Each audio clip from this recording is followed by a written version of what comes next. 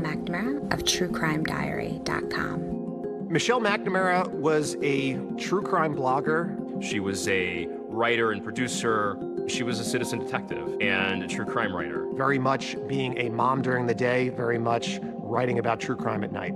She was working on all different types of unsolved cases. Then she found a case that really dug its claws into her.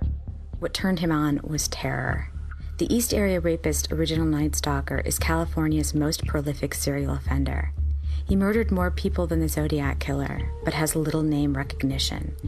Partly that's because he moved between communities, and his crimes spanned 10 years. Everything about it is mystery, and it has such a boogeyman aspect to it. Michelle used to talk about this case, and the thing that boggled her mind is that people didn't know about it. This was one of the most horrific serial killers in history, and nobody talked about him.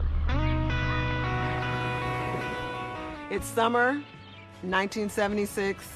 It was the bicentennial. It's all about happy days. Laverne and Shirley. Incorporated.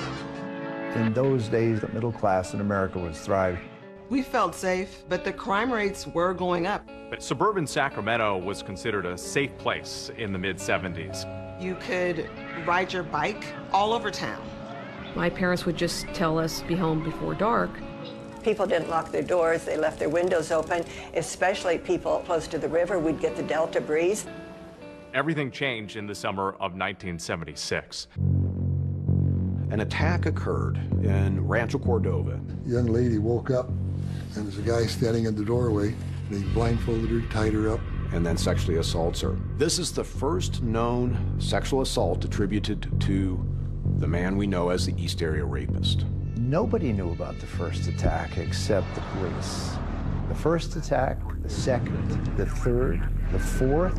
When this first started in Sacramento, a lot of the people didn't know what was going on. They didn't put it in the paper at the time. The press had not yet covered it because Sacramento County Sheriff's Department asked them not to.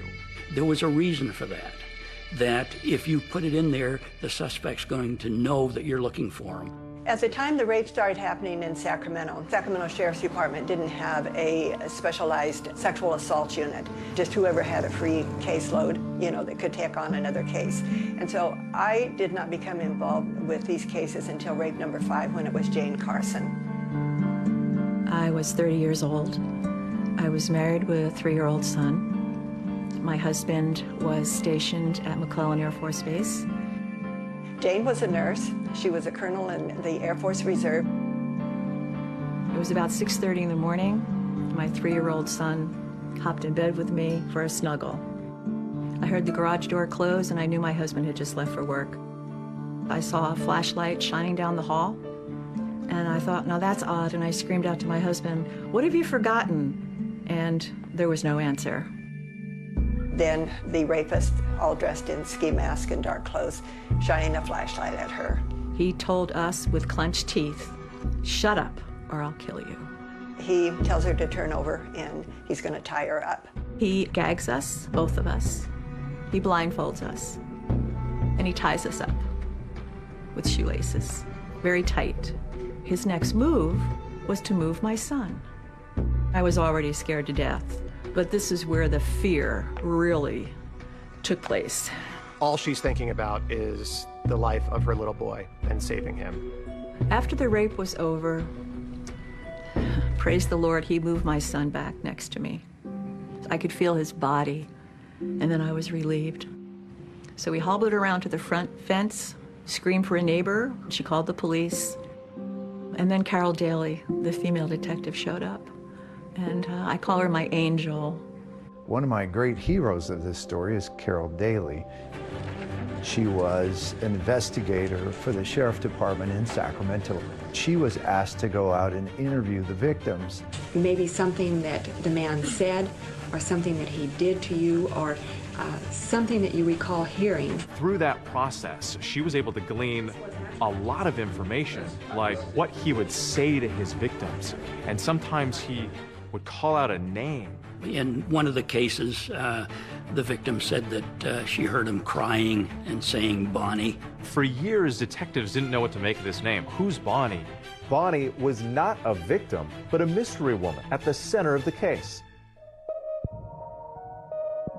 Bonnie was the girlfriend and then fiance of Joseph DeAngelo. One of the first women to get a real glimpse of the psychopathy behind Joe DeAngelo was Bonnie Caldwell. She's 18, really smart, going to a community college studying nursing. And she's in the middle of the quad, and this older guy ambles up to her and begins a conversation. Bonnie talked about her relationship with Joe DeAngelo in the HBO docuseries I'll Be Gone in the Dark.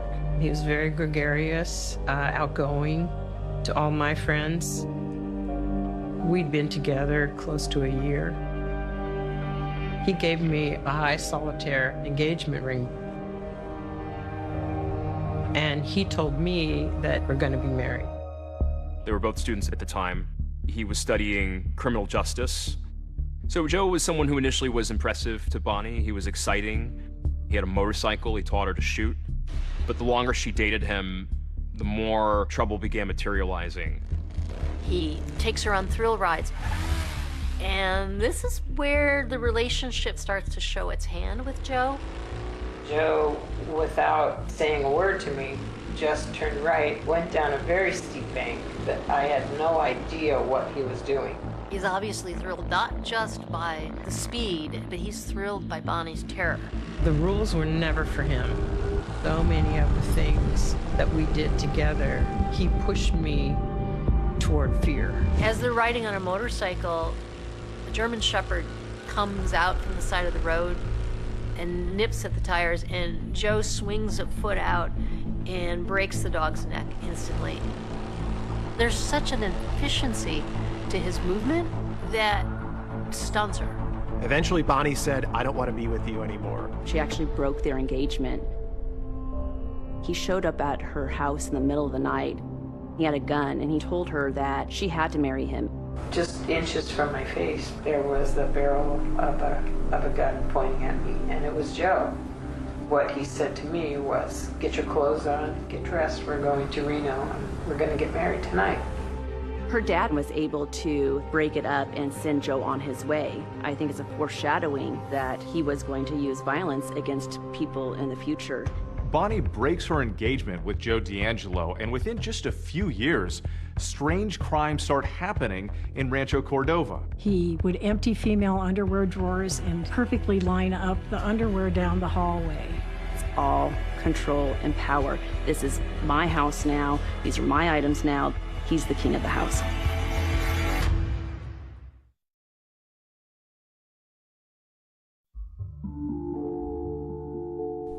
Every obsession needs a room of its own. Mine was strewn with coloring paper on which I'd scribbled down California penal codes in crayon.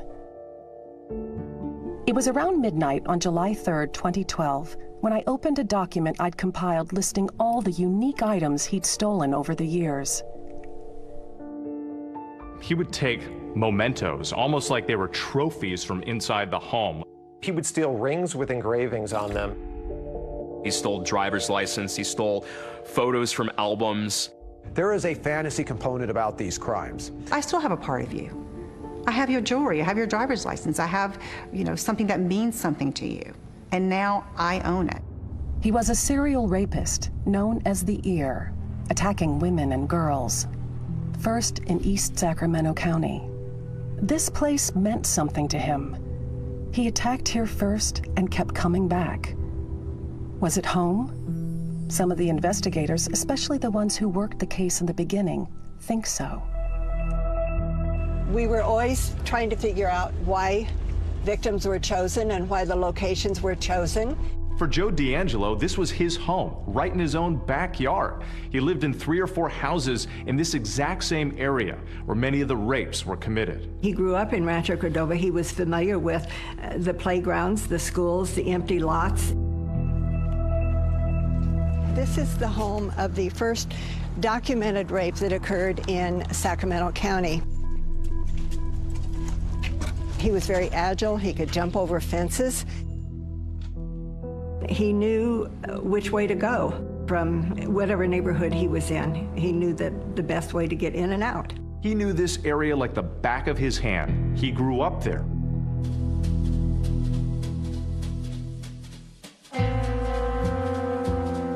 Joseph D'Angelo Jr. grew up the son of a master sergeant in the Air Force who moved around a lot. We met Joe when he was 13 years old. My father was stationed at Mayfair Air Force Base, and then his father was transferred there, and we shared a duplex. The girl who became very close to him at the time, Judy, described a very lonely boy. He was missing a family. His mother and father had split when he was young. At a very young age, he was neglected. He and his siblings would be locked in the closet and then beaten by the father. Per his siblings, Joe D'Angelo received the worst of his vitriol and anger when they were growing up. Joe was always over at our house, and he just became a good family friend. He never talked about himself. He never talked about any problems he might have. He never discussed anything that was bothering him. They started reporting, the peeping Toms here in Rancho. And I remember I was in the bedroom and I was asleep, and I had this feeling. I woke up because I had this feeling somebody was there. And when I looked up and glanced towards the window, I saw this outlined figure. I didn't do anything to let them know I saw them, that I was aware of them. So the next morning I came in here and I says, Dad, I says, somebody was peeking in my window last night. And he says, what? And I says, yeah. And there was footprints out there in the dirt, 2 distinct footprints there. It's very common for sexual offenders to start out, particularly in adolescence, as peepers or voyeurs that are creeping around the neighborhood, looking in windows, watching women undress, almost like a training ground. Many of us had never seen anything like this before in our career. His whole thing was terror. It wasn't the sex. It was the terror that he wanted to put in these people that was his #1 priority. His victims ranged in age from 13, I think, to 39. Out of the first 10 attacks, 6 of those were juveniles. Oftentimes, sex offenders or sexual serial murderers will start out with, I guess, easier victims that are younger, that are more vulnerable, victims that he can control. My name is Chris Pedretti. I was 15. I was a kid, just a normal kid, cartwheels in the front yard, and really not a care in the world. It was not ever even a thought that our world might be unsafe. So it was a week before Christmas. She'd been left home alone. I was supposed to go to a high school dance, and it was the last day before Christmas vacation. I put a pizza in the oven, and I went to go play the piano. I remember hearing a noise, and I stopped playing and listened. Didn't hear it again. No, it was nothing. So I kept playing. It was very shortly after that, probably seconds, that he approached me. She turned around and she saw a man in a ski mask. I froze. The brain stopped thinking at that point. I mean, I just went straight into survival mode. I don't remember thinking at that point anything other than kind of turning into a robot. Just do what he says, do what he says. It was like Chris had left the body, and it was just the body left. That individual led her to the back patio. She tied her up. I didn't know about rape. I certainly didn't know about sex. What he did to me, what he took from me, I can't ever get it back. He kind of ruined my childhood. You know, he took it away. Everybody knew something was going on, but nobody knew exactly what. The sheriff decided that we would hold community forums. I had no idea there were going to be several hundred people that would show up. If we have a gun, could we shoot him? Knowing what I know about this man, if I had a gun, I definitely would shoot him. And I would not shoot to injure, I would shoot to take care of him. He liked this. He liked the police being on edge. He liked the town being on edge. I have a gun, but I still don't feel safe being, at home alone. Law enforcement was bracing for more attacks as his rampage of violence continued. His tactics were changing, and no one knew what he would do next. So I have to admit, I'm scared to death.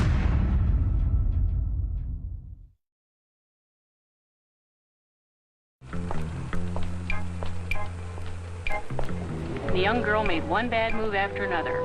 Her attitude was much too inviting. She should never have stopped to window shop at night. In the 1970s, when a woman reported rape, she was shamed, she was blamed. Often she was ostracized by her own community. Rape cases really weren't considered serious. They were misdemeanor. You had to make an arrest within a year, or else they were not prosecuted. Even if an arrest was made, the defense was always it was the victim's fault. Rape was such a prevalent crime back in those days that there were multiple serial rapists operating in California. 217 were reported last year. That's about one every day and a half. In the Bay Area, you had the stinky rapist who smelled like diesel fuel. I had pillowcase rapist. We had the key car rapist. When the East Area Rapist became active in Sacramento, he quickly upstaged all the other rapists in the area because of how terrifying his MO was. Concern over rape is mounting in this community. There was panic in the city of Sacramento. The fact that they couldn't catch this guy just ignited the city in fear. No one knows where or when he'll strike again. They were getting guard dogs. They were putting in alarm systems in their homes. Have the dog in the house, the big dog. The worst thing is not knowing. All you can do is take every possible precaution and then hope that he gets caught before he gets to you. Every day in the newspaper, it was number 8, it was number 10, it was number 15, 20. It just kept going on and on and on. It seemed like every time investigators thought they were getting close, he would disappear. But he kept attacking again and again. He was elusive, like a puff of smoke in the night. Detective Carol Daly wanted this serial rapist behind bars, and she was relentless in her pursuit of him, but constantly frustrated by the fact that they couldn't catch him. The officers in this department are working on this case are frustrated because there's just no evidence to give any firm leads. We're doing everything humanly possible to catch this man. He was a phantom. Descriptions ranged pretty widely. One person thought he was Hispanic. And now all of a sudden, he's blonde hair, blue-eyed. There are like 8, 9, 10 drawings of him. And they have completely changed. The best descriptions that we had were his height and his possible weight. We knew he wore a size 9 shoe. When the police were taking the victim's statements, many of the women described his penis as being very, very small. We said, all right, if he is so underendowed, we went to a doctor who specialized in what I would call infantile penises to see if he had any patients that came in, and we didn't have any luck there. It's a very serious situation. I think it's very dangerous. The last thing I think of when I'm going to bed is I look at the doorway in my bedroom and I think that he could be standing there. Detective Daly was following every lead. We filled out a long background form for the victims. Where did they go to school? What did they look like? What age were they? What was their build? There was no pattern among any of the victims. Because he was just prowling. He would see them and follow them home. Margaret Wardlow, she was just 13 years old when she was attacked by the East Area rapists. Margaret was probably the strongest young victim I have ever talked to. Growing up in Sacramento was great. Where we lived was ideal. It was right next to the American River. Go down there with my dog after school, go fishing. Totally felt safe. Margaret had a curiosity about her. She wanted to know about the East Area rapists. I was a reader of everything I could get my hands on that had to do with this individual. Like, what was making this guy tick? Why was he doing this? she herself became a victim. I believe there was a pre-wired strength in her mind that helped her survive this attack. It was a school night, just my mother and myself. I went to bed at like a regular school night hour. I was awoken about 2:30 in the morning with a flashlight in my face. I thought it was a joke. I thought my mom had asked him to like come in and wake me up and scare me or something. As he tied her up and then went into the mother's room, Margaret knew that either her or her mother were going to be the victim. The rapist tied up her mother and put plates on her back as a warning device. He did that with so many of the victims when there was more than one person in the house. If he heard anybody moving, he was right back and told them, don't move, I'm gonna kill you, I'll kill you. Putting the dishes on someone's back, he knows he has to do something, either hurt them, flee. So as much of the bravado as he's trying to convey, he's scared of the physical confrontation. A little voice inside of me said, you know, you get out of a lot of stuff, Margaret, but you're not going to get out of this one. The whole time he'd been threatening me. He'd been saying, do you want to die? He wanted fear. He wanted to see fear in me. This is your psychological sadist. He is enjoying controlling that woman like that. This guy was so beyond the pale, and that was why Michelle was so interested in him, is because he was so frightening. The way he walks around people's houses and the way he destroys them and sort of hangs out and eats, there's something so psychologically fascinating about that to me. It's like he got to the emotional center of people's lives and just wanted to destroy that. Michelle caught the bug. She started going down the rabbit holes in this case. At this point, instead of writing a book, she was investigating the case. I'm obsessed. It's not healthy. I know the strangest details about him. I know his blood type. I know his penis size. He vaulted fences. He escaped foot chases. But I believe it's the rare moments when he was human that will be his downfall in the end. As time went on, this East Area rapist started to crisscross Sacramento, attacking women home alone or women with their kids in the middle of the night. He seemed to be expanding what his capabilities were when he was carrying out these crimes. He became much more aggressive, and his tactics. He did more horrible things than I can even describe. This tells us that the offender is adapting and learning as he is committing crimes. He really messes with people's minds, both the investigators and the victims. Part of the thrill of the game for him was a kind of connect-the-dots puzzle he played with people. He stole 2 packs of Winston cigarettes from the first victim and left them outside the 4th victim's house. Junk jewelry stolen from a neighbor 2 weeks earlier was left at the 5th victim's house. It was a power play, a signal of ubiquity. I am both nowhere and everywhere. You may not think you have something in common with your neighbor, but you do. Me.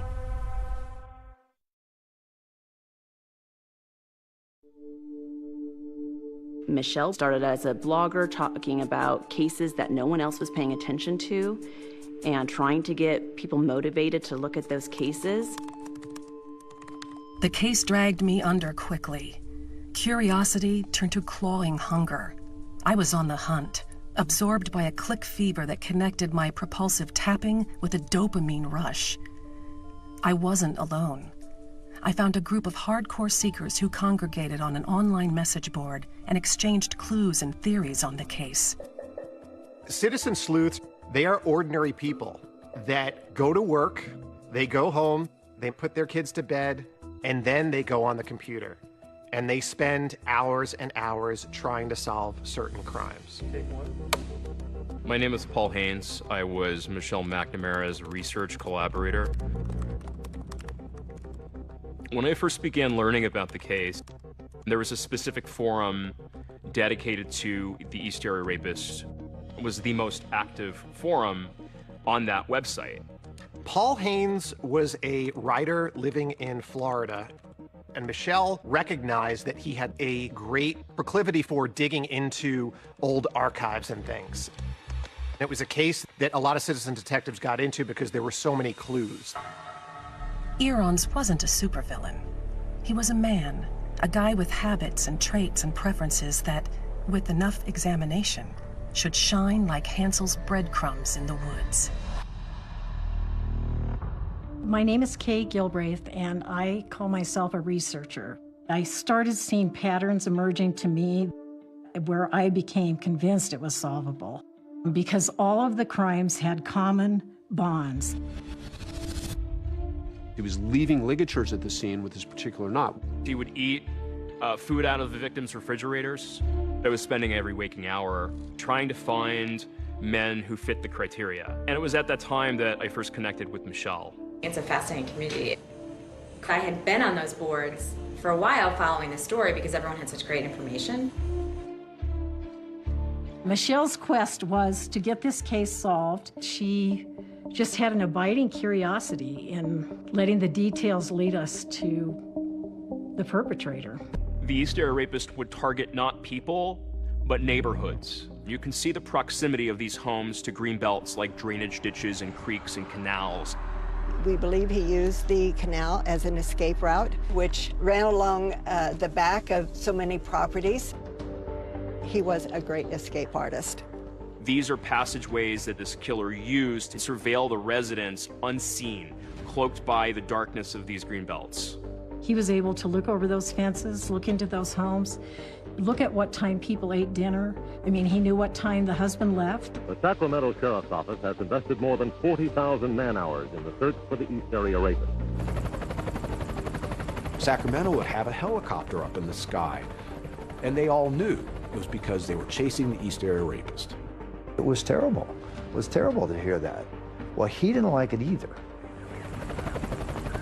And it turns out that he served in Vietnam. He left Sacramento because of that helicopter. And then these things started up in the East Bay of San Francisco. There are two things known about the rapist. One is he has never been caught in a home where there was a man present. The other is he's never been in a home where there has been a big dog. The East Area Rapist worked on challenges. Everything he saw in the paper, if we said he didn't do something, he did it the next time.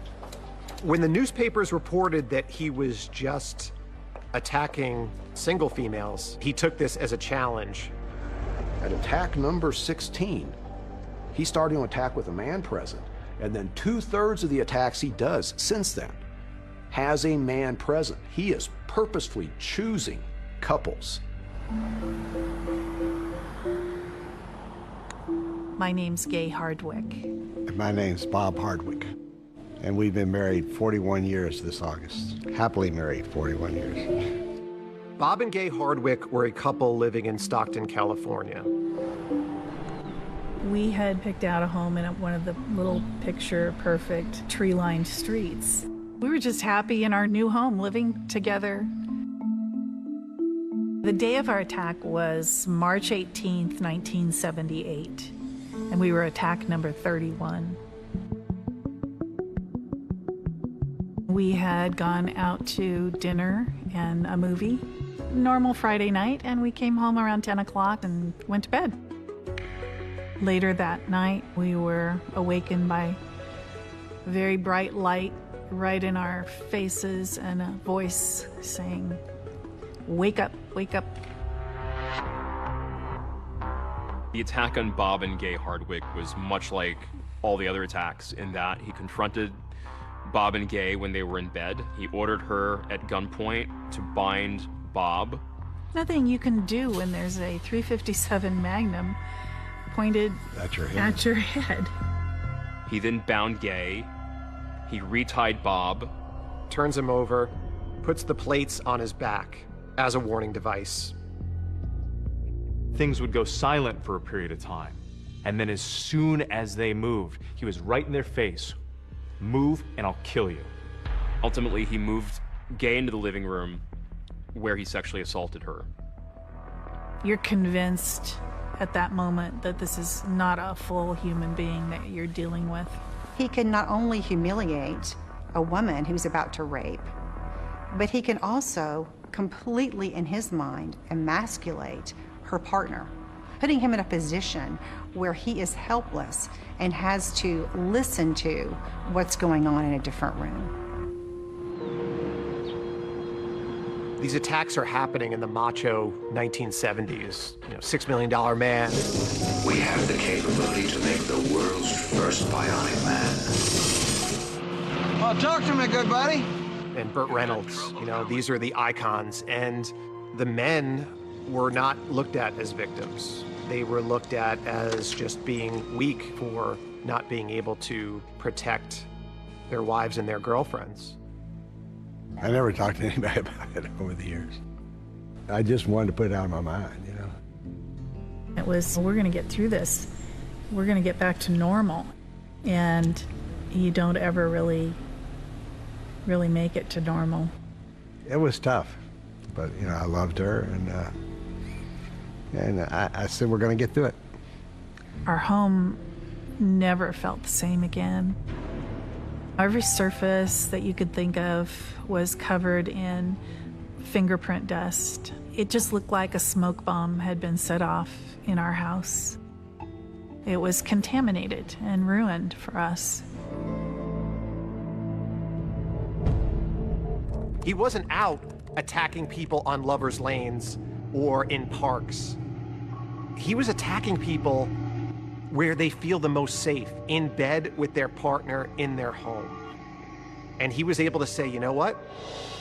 I have so much power, I can take all of that security away and devastate your life. Why couldn't they catch him? Somehow, he was always one step ahead of law enforcement, and they wondered, could he be one of us?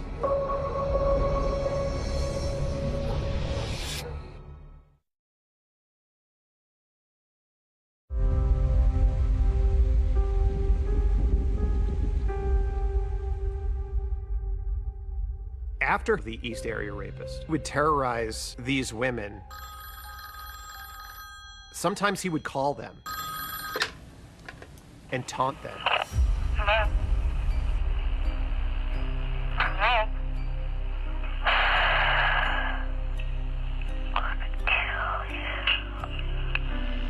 This rapist did not stop with just the assault of that night.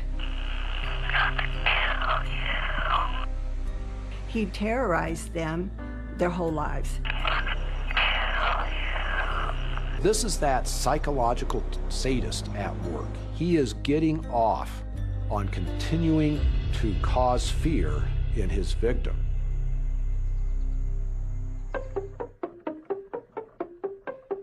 I'm Michelle McNamara of TrueCrimeDiary.com. Larry Crompton is a retired lieutenant for the Contra Costa Sheriff's Department. He worked on the Rapist Task Force in the 70s. How optimistic are you that he may be caught one day? Very, very optimistic. I had worked many crimes while I was on the department, but none of them were really like this. I knew what these people went through, and I knew what the family was going through. I couldn't let it go. And for many years, it was me. What did I miss? What did I do wrong? Why didn't I catch him? Helicopters, roadblocks, citizen patrols taking down plate numbers, hypnotists, psychics, nothing. You were a scent and shoe impressions. Bloodhounds and detectives tracked both. They led away. They led nowhere.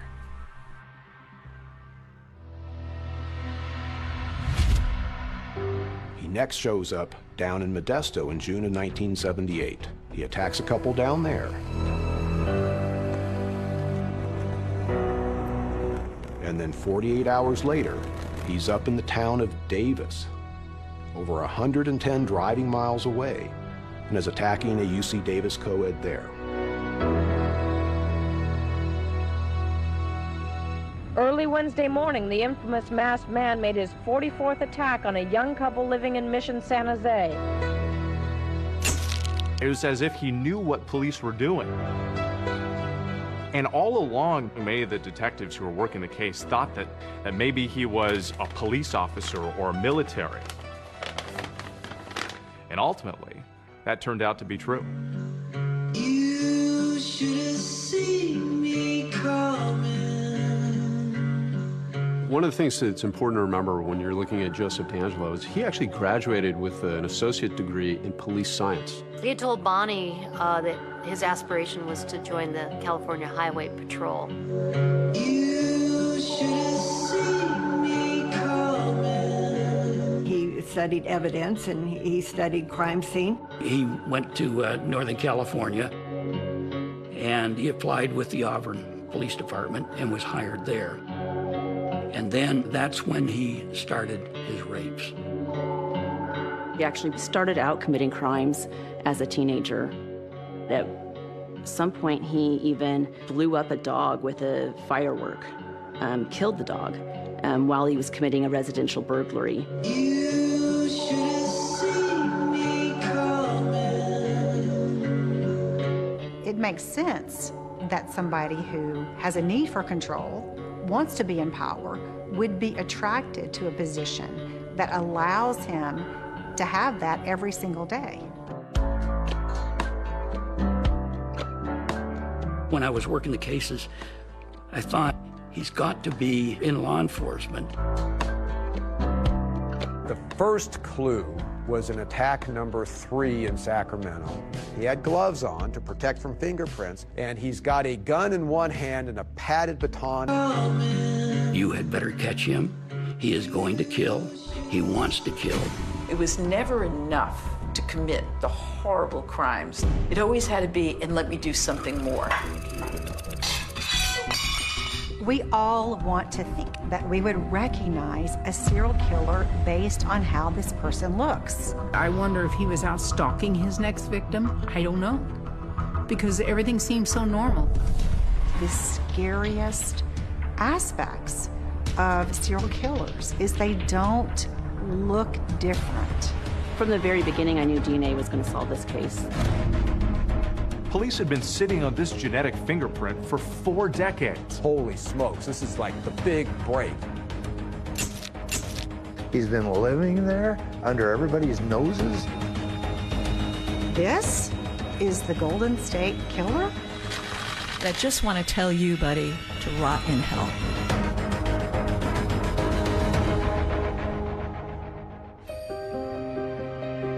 Michelle McNamara was a true crime blogger. She was a citizen detective and a true crime writer. She was talking to her publisher about writing a book that didn't have an ending. My interest in crime has personal roots. The unsolved murder of a neighbor when I was 14 sparked a fascination with cold cases. What gripped me was the specter of that question mark where the killer's face should be. I need to see his face. He loses his power when we know his face. When I'm puzzling over the details of an unsolved crime, I'm like a rat in a maze given a task. The world narrows, the search propels. I felt, in the truest sense of the word, gripped. I had a murder habit, and it was bad. I would feed it for the rest of my life. I considered Michelle McNamara a friend. She impacted the Golden State Killer case. One way we're able to keep on investigating the case is to have public interest, to have the online interest, and she helped push that. On a sleepless night last July, I Googled a description of a pair of cufflinks he stole. Then a jolt of recognition. There they were. I bought them immediately. The best thing to do, I knew, was to turn the cufflinks over to an authority on the killer. As soon as I saw those cufflinks, I thought, this is pretty astonishing. I photographed those and sent those to surviving victims because it was potentially a very good lead in the case. Unfortunately, the cufflinks didn't pan out. The victims looked at them and they weren't the cufflinks that were stolen. And she was devastated. I don't know if Michelle was convinced she could solve the case, but I believe that she was convinced she could make a difference and that she wanted to do it for the victims. He forced the woman at knife point to tie up her boyfriend, then he tied her up and raped her. The East Area rapist has struck 40 times in the last 2.5 years, and he hasn't been caught yet. He started inflicting real physical pain on the victims, like punching, giving black eyes. One of the most sadistic things I think that he would do would be to say to them, I'm going to cut off a piece of your wife and bring it back to you. We knew that he was becoming more and more angry. As fear in the community intensified, Detective Carol Daly held regular public forums. One thing I want to emphasize, ladies, is for you not to be polite. If you are going to defend yourself, you injure him enough to incapacitate him in any way that you can. I started working with these cases, and I thought, if I can talk to one of the people that deal with these rapists, maybe I can get into the head of what I'm looking for. Vacaville Medical Center is where they have rapists that have been convicted. The men were asked what they thought was motivating the East Area rapists. The mere fact that he ties his victims up has to have them completely submissive. You can sense the conquest he had. You're not what you think you are, and you won't accept it, so you strike out to prove to them that you are, but in reality you aren't. And until you face that, you're going to keep on going and going. If I'm willing to kill you, the first move you make, you're going to be dead. The doctor told me, you had better catch him. He is going to kill. He wants to kill. He first becomes a burglar, and then he progresses to sexual assault, and then proceeds to escalate to murder. The East Area rapist disappeared from Northern California in July of 1979. He showed up in Santa Barbara in October of '79, and shortly thereafter, he starts killing. The Pacific Ocean was warming up, an inviting churn of white caps making its way toward soft sand and an endless line of 100-foot palm trees. Golden teenage boys with blank hair and effortless muscles headed for the water with their boards in a gait the locals called the Surfer Bounce. This was Santa Barbara's magic time. Dr. Offerman was an orthopedic surgeon. He had begun dating a psychologist named Alexandra Manning. On the morning of December 30th, 1979, some friends of Robert Offerman's had shown up at his condo for a tennis game. There was no answer at the door. I went in the sliding door and looked around the living room. On the floor, there were Christmas ornaments that had fallen off on the ground. Some balloons right by the sliding door, which I thought he would leave it there, so we knew something was wrong. So I took a right towards his bedroom, and that's when I saw Miss Manning on the bed, and he was on the floor. Offerman and Manning both were shot and killed. It was the holidays. As authorities processed the crime scene, they stepped around a turkey carcass wrapped in cellophane that had been discarded on the patio. They concluded that at some point the killer had opened the refrigerator and helped himself to Dr. Offerman's leftover Christmas dinner. It was never enough to commit the horrible crimes. It always had to be, and let me do something more. Let me go into your refrigerator and eat your holiday meal. The level of depravity that this man had and the execution of it was despicable and shocking. Larry Crompton, who led the EAR task force in Contra Costa County, reached out to Santa Barbara investigators and told them this sounds like the East Area rapist that we've been dealing with. When I called Santa Barbara and talked to the lieutenant and said, I heard that you had a double homicide, would like to know about it because we think it's our rapist that is down there. And he said, don't know what you're talking about. Haven't had anything like that. Nope. Law enforcement agencies weren't necessarily as connected as they are now. I think there was still this thought that these are isolated instances throughout California. And that was it. It was so frustrating. I am sure that Larry Crompton called many jurisdictions because he truly believed that the rapist would move on and become a killer. Santa Barbara is an enclave of rich people. You've got Ronald Reagan. You've got people that are worried about their property values. They don't want news about a double murder in a house going wide. Pretty soon it gets off the front page. He gets a taste for not only murdering people, but murdering them after these prolonged, terrifying times in their homes. In 1979, a new and terrifying chapter. He starts a killing spree.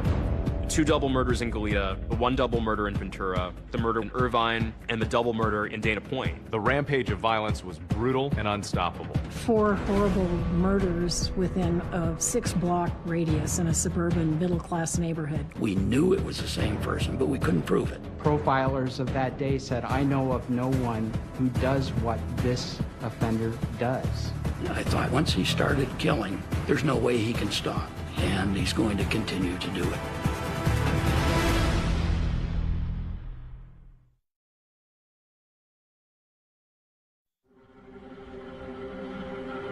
Most violent criminals smash through life like human sledgehammers. They're caught easily, but every so often a blue moon surfaces. A snow leopard slinks by.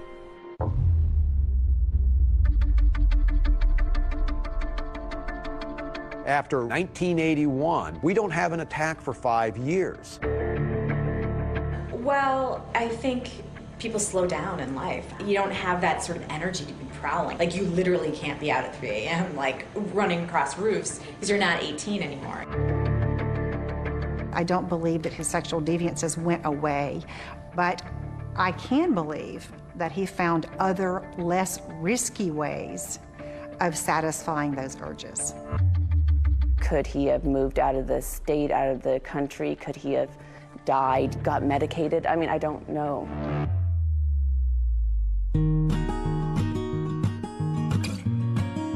In 1981, Joe D'Angelo became a father. The first of his 3 daughters was born.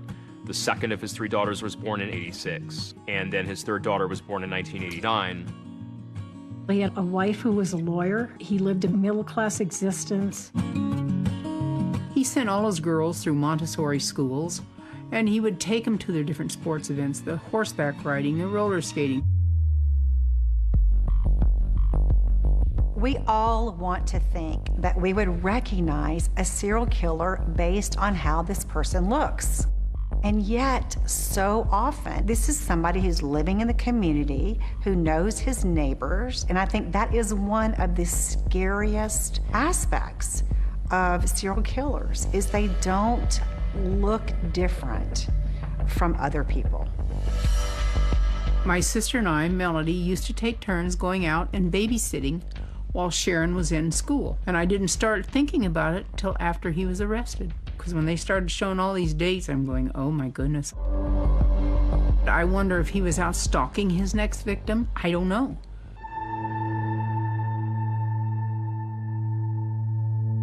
It's been 5 years with no more rapes or murders by Joseph D'Angelo. For some reason, he runs across beautiful 18-year-old Janelle Cruz and can't help himself and kills her. Janelle was kind of a shy girl. She was very pretty, very popular.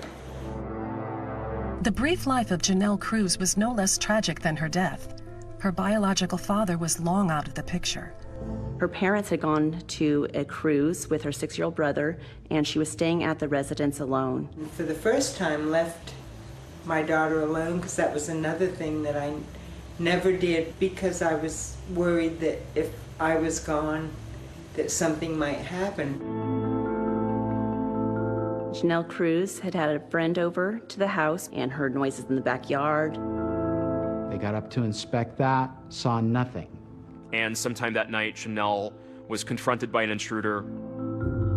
She was raped, and then she was bludgeoned to death. And I got that telephone call that every mother and any family member is just devastated by. The Janelle case just felt like such an outlier because he had decided to go after couples, and then he had stopped for a really long time, and then he attacks Janelle. And then that seemingly is his last attack. Some think you died or went to prison. Not me. I think you bailed when the world began to change.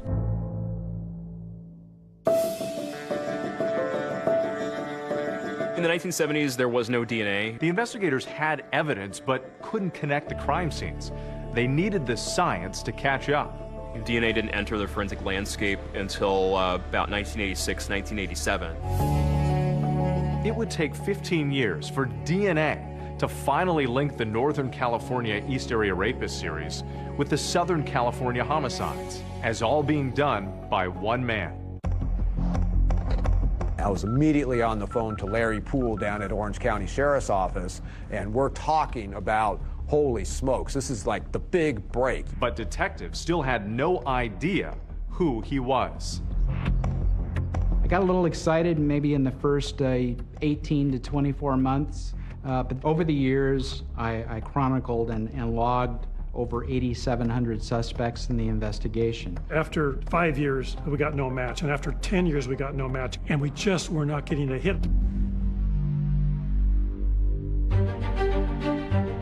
When people have asked whether it worries me that the killer may still be out there, I wave dismissively, pointing out that he'd be much older now. He can't hurt me, I say, not realizing that in every sleepless hour, in every minute spent hunting him and not cuddling my daughter, he already has. Michelle McNamara was a mom, married to actor Patton Oswalt, investigating this case and working on a book. Patton describes her as staying awake at all hours of the night, would not put down her computer, would not put away the files. At the same time, struggling with her writing and publication deadlines, and she began self-medicating. I actually see her as being his final victim.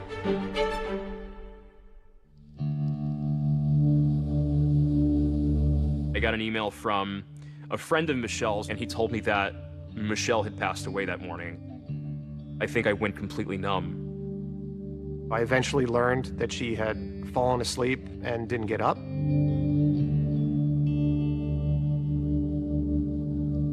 According to the medical examiner's report, Michelle died from a combination of fentanyl, Xanax, and I believe Adderall. And that's when the magnitude of her loss hit me. I immediately thought, what can I do? I can help finish this book.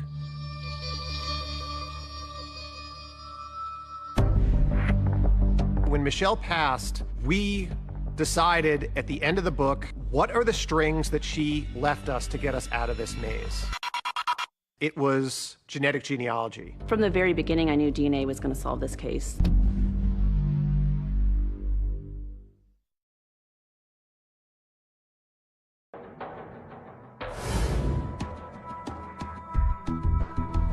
Thousands of pieces of a jigsaw puzzle, and only one person knew what it was supposed to look like. That one person wasn't Michelle. It was the killer himself.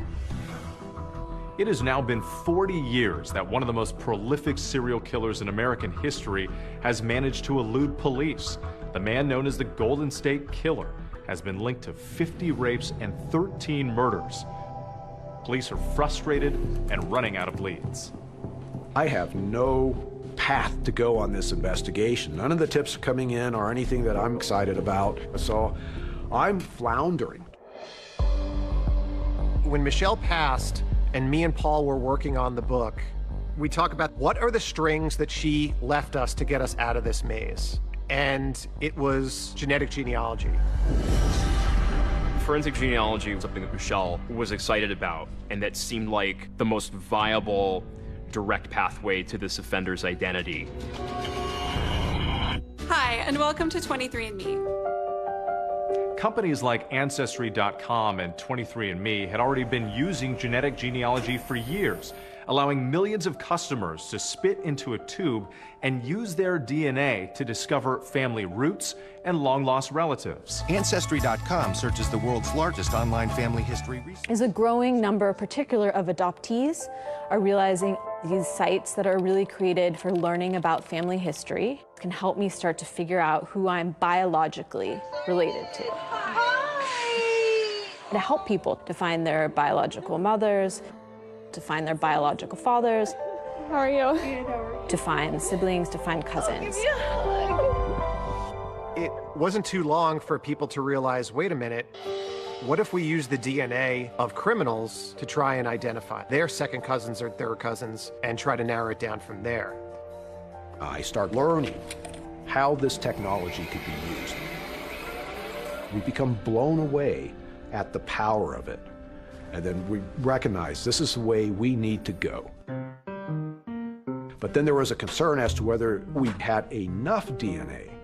I had consumed all the East Area Rapist DNA, doing all the testing I had done over the years.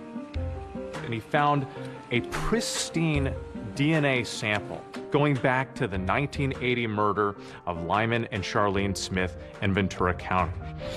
A second sexual assault kit in the coroner's office that had never been opened. To my knowledge, there are no other medical examiners who make duplicate rape kits. In March of 1980, Lyman and Charlene Smith were found bludgeoned to death in their bed. It was a horrific scene that I will never forget. I'd arrive at the scene with my little suitcase, a tube rack, dry ice, and a microscope. I always made duplicate kits, and both kits were identical. That turned out to be a gold mine for us because that second kit had sat in the coroner's possession for 38 years untouched. And so these swabs collected from Charlene Smith's body were pristine. Police had been sitting on this genetic fingerprint for 4 decades, waiting for the science to catch up. Genetic genealogy had only been used to solve a criminal case once before by a woman named Barbara Ray Venter. I've always liked puzzles. I used to love playing Clue when I was a kid. What I've discovered is that law enforcement are pretty big gossips. And so they were all sort of talking amongst each other. And apparently Paul was talking to the detective on the other case. And I was like, how did you do that? I called Barbara up and I explained, I'm working a case. It's an old case. I don't tell her what case it is, but could this be done to identify this unknown offender? So Paul Holes was able to take that DNA and convert it into a DNA profile, which is basically a number. And he used this no-frills genealogy website called GEDmatch. And I just uploaded the Golden State Killer's profile and allowed the GEDmatch servers to do their magic and produce the list of people that potentially shared some DNA with my offender. We were all logging in several times a day to see if the matches are there. Then all of a sudden, he started connecting to some distant relatives. We're talking third, fourth, fifth cousins. So we immediately knew that we were going to be building a lot of family trees to sort out who he was. We're now trying to identify common ancestors from this list of people who share DNA with the person we're looking for. And we end up spending 4 months building family trees. And unlike if you were to upload your DNA to a website and try to build out a family tree from yourself being the beginning point, this is reverse engineering a family tree. So you start with a wide swath of potential relatives, and by a painstaking process of elimination, you start cutting down that pool. Narrow it down, narrow it down, narrow it down. Genealogy testing had indicated that our offender was of European descent. 40% Southern European, and a number of the matches that we had were with people who had Italian surnames. Once it came down to that final pool, that's when the real detective work began. You had to hit public records. Things like marriage certificates, birth certificates, grave site markings. So now we only had 6 men on the list. So now they had to be a certain age, they had to be in Northern California, and they had to be related only through the maternal line to our crime scene DNA. And at that point, we then had one other piece of information that we hadn't applied yet, and that was eye color. She looks at a separate tool on a related site that suggests that their suspect had blue eyes and was bald. The FBI then pulled the California DMV records for those 6 men. Only one had blue eyes. Joseph D'Angelo. Joseph D'Angelo. Joseph D'Angelo.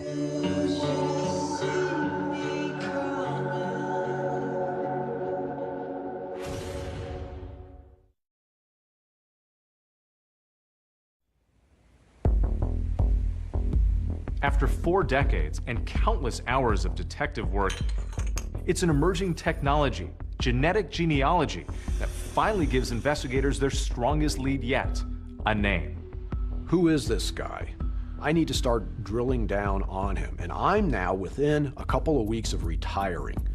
So I'm trying to find out as much as possible, as fast as possible, about Joe DeAngelo. He's not in any of the criminal databases, so police start putting together a case to either eliminate him or prove he is in fact the man they're looking for. Physically, he was within the specs of what we were expecting for the Golden State Killer. Born in 1945, a little bit on the older side, but most certainly within that 1940 to 1960 range. Investigators started zeroing in on Joseph DeAngelo, and they started digging up things about his past. He goes into the Navy. We know he is stationed in San Diego. We know that he spent some time overseas. Joe DeAngelo returned to Sacramento, began working with the Auburn Police Department. He had a nickname on the department. It was Junk Food Joey. He would always have a Coke in his hand, a bag of chips, a candy bar. He really violated people's space all the time. Get kind of close to your face and always be touching you. He had been fired from Auburn Police back in 1979. He had been observed shoplifting a can of dog repellent and a hammer from a Citrus Heights drugstore. He was accosted by the clerk. He was subsequently arrested. Auburn Police Chief Nick Willick had to fire DeAngelo at the time. And the chief said when Joe was put on administrative leave, he had threatened to kill me. I immediately remembered back my daughter, being afraid. A short time after he had been fired, she said, there was someone looking in my bedroom window with a flashlight. She said he got up and ran outside. That man was gone, but there were shoe impressions all around the perimeter of his house. But there's another huge piece of the puzzle they had been investigating in relation to possible suspects, and that piece also seemingly falls into place in DeAngelo's story, Bonnie. There's a newspaper clip from an Auburn journal about the engagement, and there's this picture of a young brunette. She's 18 years old. Announcing his engagement in 1970 to a woman named Bonnie Colwell. Remember, Bonnie was one of DeAngelo's early girlfriends who broke off their engagement. So suddenly, Detective Holes and others were like, wait a minute, could this be Bonnie that we remember following early on in the case? And of course, Bonnie was significant due to the victim in attack number 36. While the East Area Rapist is literally raping that victim, he is crying and he's saying, I hate you, Bonnie, over and over. I'm now within days of retiring. It's like, okay, I've got to go boots on the ground on this DeAngelo. More and more things connect and click, right place, right time. Let's go see if this is the guy. I'm now my second to last day at work, and I go, I have to go see this guy, where he's living. And I park on the curb directly opposite from DeAngelo's house. There's a car in the driveway. I'm pretty sure he's home. And I'm sitting there, and I'm wondering, what's the likelihood, really, that this is the Golden State Killer? A day before his retirement, Paul Holes literally has the suspect in his crosshairs. It's been a 24-year hunt, but he uses restraint and turns in his badge the next day. It was a tough decision to drive away from that house that day. I was upset. I was like, I didn't solve this case before I retired. The Sacramento Sheriff's Office picks up where Paul Holes left off. And so what they have to do next is conduct surveillance on Joseph DeAngelo. And what they're waiting for is an opportunity to collect his DNA.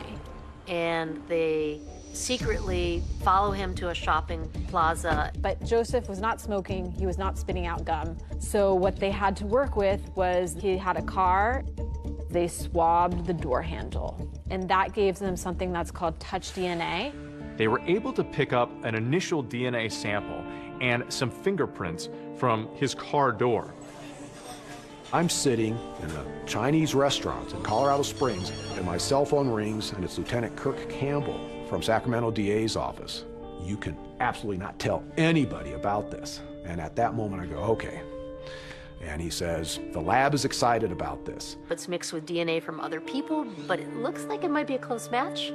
But the Sacramento DA was saying, we want a cleaner sample. So they stake out his house, wait for him to put out the trash. He puts his trash out on the curb. They get a guy that comes and collects the trash. They sneak over and pull tissue out of the trash bin and take that back to the lab. And one of the items out of the trash had a single source male DNA profile that matched 100% the Golden State Killer's DNA profile.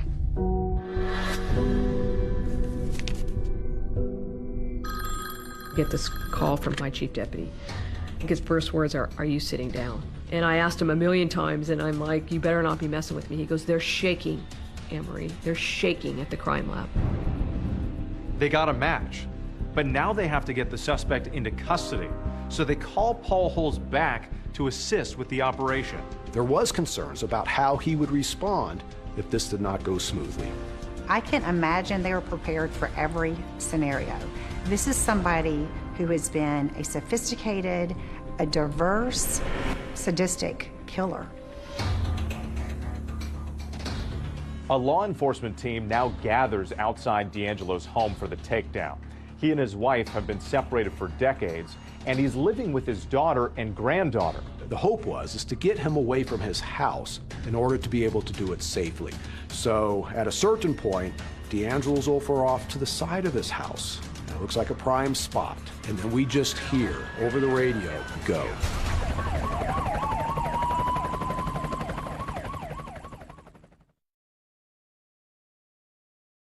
You can run on for a long time, run on for a long time.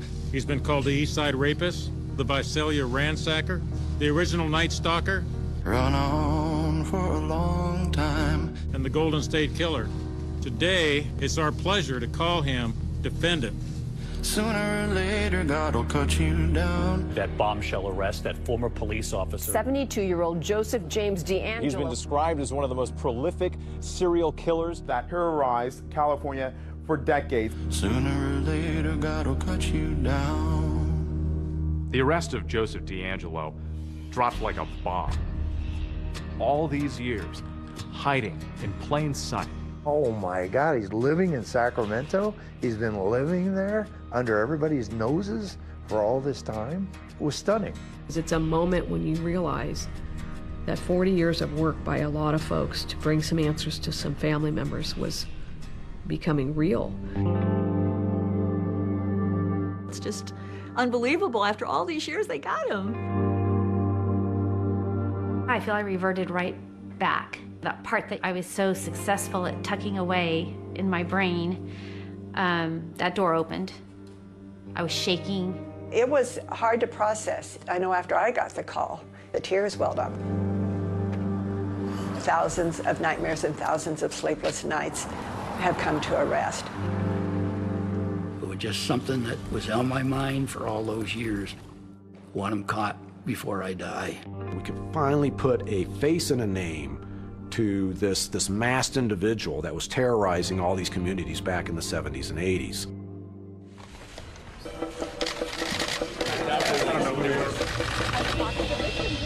Joseph D'Angelo's first arraignment in court. Please make sure your cell phones are silent. Was a complete madhouse. It was a zoo. In the front rows were family members of victims and victims themselves. We were all super, super nervous. I start sobbing and sobbing, and I couldn't stop. Joseph James D'Angelo. And then that moment, Joseph D'Angelo in a red-orange jumpsuit that says prisoner on the back rolls in a wheelchair, hunched over, his hands handcuffed. This is the Golden State Killer? This old man? And he looks so harmless. And I think that is exactly the impression that he wants to create. Is Joseph James D'Angelo your true and correct legal name? I'm Sorry? Yes. At that moment, you could hear gasps. There was something about his voice that clearly brought back years of pain and fear. I thought, this has got to be a big act. In the week prior, he's riding a motorcycle at high speeds. He was walking around just fine. And within a day of his arrest, he's all of a sudden bound to a wheelchair. But then the jail surveillance camera tells a very different story. He's climbing up on the bunks and getting up on the vents and cleaning things. Doing exercises in the jail cell. He's a master of disguise. He used that during all of his crimes, and he is continuing to use it, but now in a different way. Victims are still processing it. And the big question, why? Why did he do all of this? What really did transpire? Why he became this person, this predator? I think that's the million-dollar question. Mr. D'Angelo would like to make a brief statement.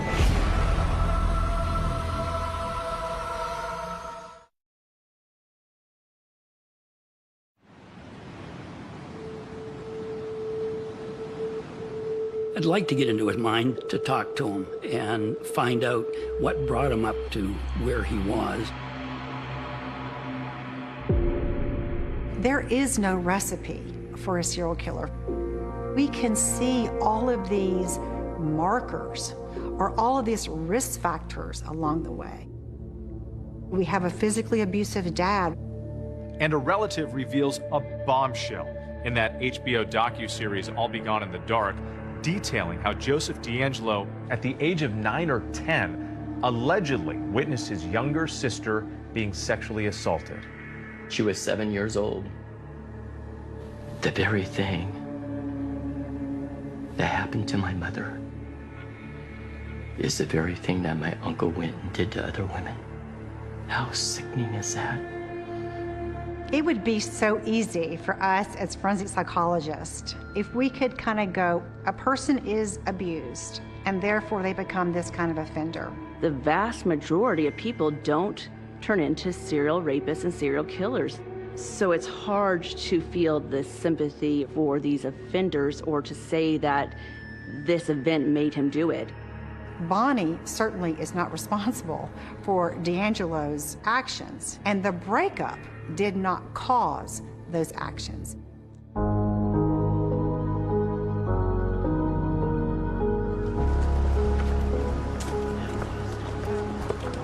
Sentencing today for the so-called Golden State Killer. Former police officer Joseph D'Angelo Jr. committed rapes and murders all across California.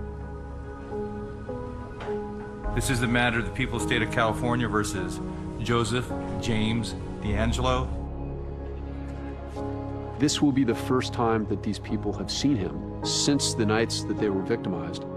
This is a network of people that have come together that never knew each other, but share one thing in common. On March 18th, 1978, Joe D'Angelo attacked us while we were sleeping. He kidnapped me from my bed. He raped me repeatedly. I want you to look at me. You bound my wrist and ankles. You blindfolded me. Remember that? At 3 different times that night, I thought I was going to die. No 13-year-old should have to find out what a rape kit is. My family couldn't hide the agony in their faces. What matters is that you will spend the rest of your life in prison, and I survived. I just want to tell you, buddy, to rot in hell. You will forever be known as a repulsive coward who hid behind a mask of evil. The devil can keep you company in your prison cell as he gnaws away at whatever soul you have left. Mr. D'Angelo would like to make a brief statement. I've listened to all your statements, and I'm truly sorry to everyone I've hurt. Mr. D'Angelo is sentenced to a total of 11 life without the possibility of parole sentences, plus an additional life sentence, plus an additional 8 years. The survivors have spoken clearly. The defendant deserves no mercy.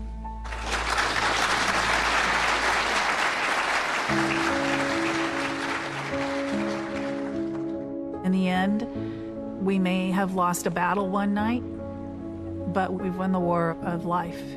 We're nearing the end of a very long journey here. It shows that justice doesn't have a time limit. You can still find answers decades and decades later if you're willing to do the work. Inside Michelle's computer, she had a letter, and it was her writing directly.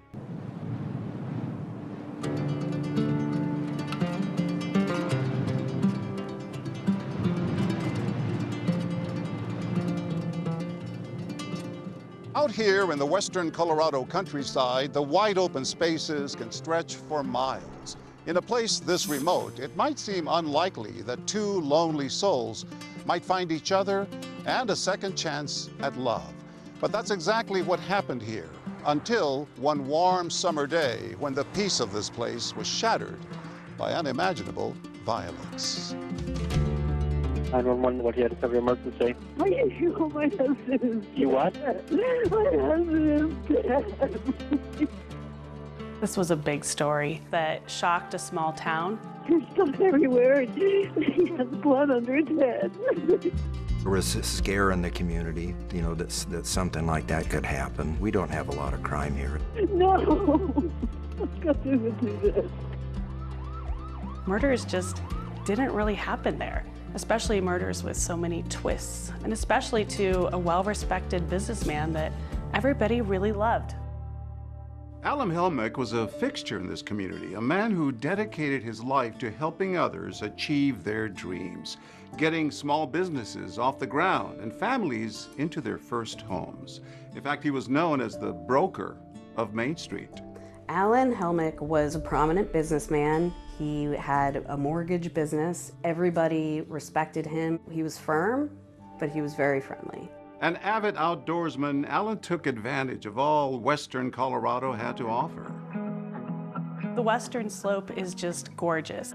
It really is where the west meets a bit of suburbia. And in Whitewater, people had these sprawling homes, very affluent, very safe. How would you describe this town of Grand Junction? We pride ourselves on our outdoor activities, our beaches, our wine industry. Great for families. Alan had grown up in the nearby town of Delta and settled into Grand Junction to raise a family. What was Alan Helmick like? You know, he was a good guy. He was a great athlete. Bob Cuccetti was Alan's friend and longtime accountant. Good instincts? Yeah. Oh, he was a risk taker. He was a gambler. We went to Vegas once, and I think by the time we checked in the hotel, he was borrowing money. He recovered, you know. He was a good business person. He took a lot of chances, but it seemed to more than not played out and worked well for him. And definitely not one to shy away from attention. One time we were in Mexico. A bunch of us were down there on a fishing trip, and the mariachi band came around the restaurant. Alan handed him a few dollars and asked for the trumpet from one of them, and he joined him on the trumpet. And he was really good. It was like, wow, where'd that come from? So it didn't surprise those who knew Alan that after his first wife unexpectedly passed away, he wanted to meet new people. So he decided to try something different, dance classes. And his instructor is this woman, Miriam Giles. Oh, yeah, he came in one time and we were doing something and he says, yeah, I just love dancing. Miriam was a very good dancer, a good instructor. She had me dancing, which was a miracle. Alan, I believe, kind of had that love at first sight feeling and really wanted to pursue Miriam and did so on the dance floor. Miriam was 10 years his junior, but Alan didn't let that discourage him. He described meeting Miriam in an interview he did shortly before he died. She didn't want to date me, but I persisted. She's my dance instructor, so I could go on a cruise and not be club-footed. We ended up becoming pretty compatible. Alan seemed reborn. He was so very happy. They ended up falling madly in love and got married within 2 years of knowing each other. They would talk about how they would go out on their boats late at night to watch the sunsets together, have an evening cocktail, and just how they felt like they had just found a true partner late in life. It was just like a little fairy tale come true. It's June 10th, 2008. Typical, beautiful Tuesday morning in Whitewater. And Miriam leaves to go run some errands. Alan was going to get his car serviced, and then they were gonna meet up for lunch. She stopped to get cigarettes, stuff for her horse, even check on a prescription for him. She went to City Market to pick up his prescription and found out that he hadn't dropped it off. So she called him, could not get a hold of him. When Miriam gets to the Chinese restaurant, she calls Alan again to see if they're gonna meet, but Alan never shows. Miriam, after 15 minutes, decides to leave and head home. Miriam gets home. It looked like the house had been ransacked. At that point, she sees Alan laying on the kitchen floor on his back with blood under his head. She calls 911 immediately. She's sobbing. She's frantic. It's all bloody. He's all bloody? Yeah. Where's he bleeding from? It looks like the back of his head. It looks like somebody's been through here. We knew patrol had been dispatched out to what was reported as a robbery, and then we had a deceased person on scene. Robin Martin is a detective who worked the case. When the first officers arrived on the scene, they find Miriam distraught and kneeling over her husband. Alan was on the floor in the kitchen. It looked like he had been shot in the head, and we had a bullet casing next to his body. They did a very quick security sweep to make sure there wasn't a suspect still on scene. There's no one in the house. As they conduct their sweep, deputies notice drawers pulled out in the kitchen and a trash can tipped over in Alan's office. In the newsroom, we have police scanners, and we heard the call go out saying there was a robbery homicide out in Whitewater. I packed up my camera gear and went out there immediately. What I saw when I got out there was a scene that was taped off. Multiple officers going in and out of the house, conducting their investigation. A lot of media attention? Yes. This was a big deal in that town, I guess. It was.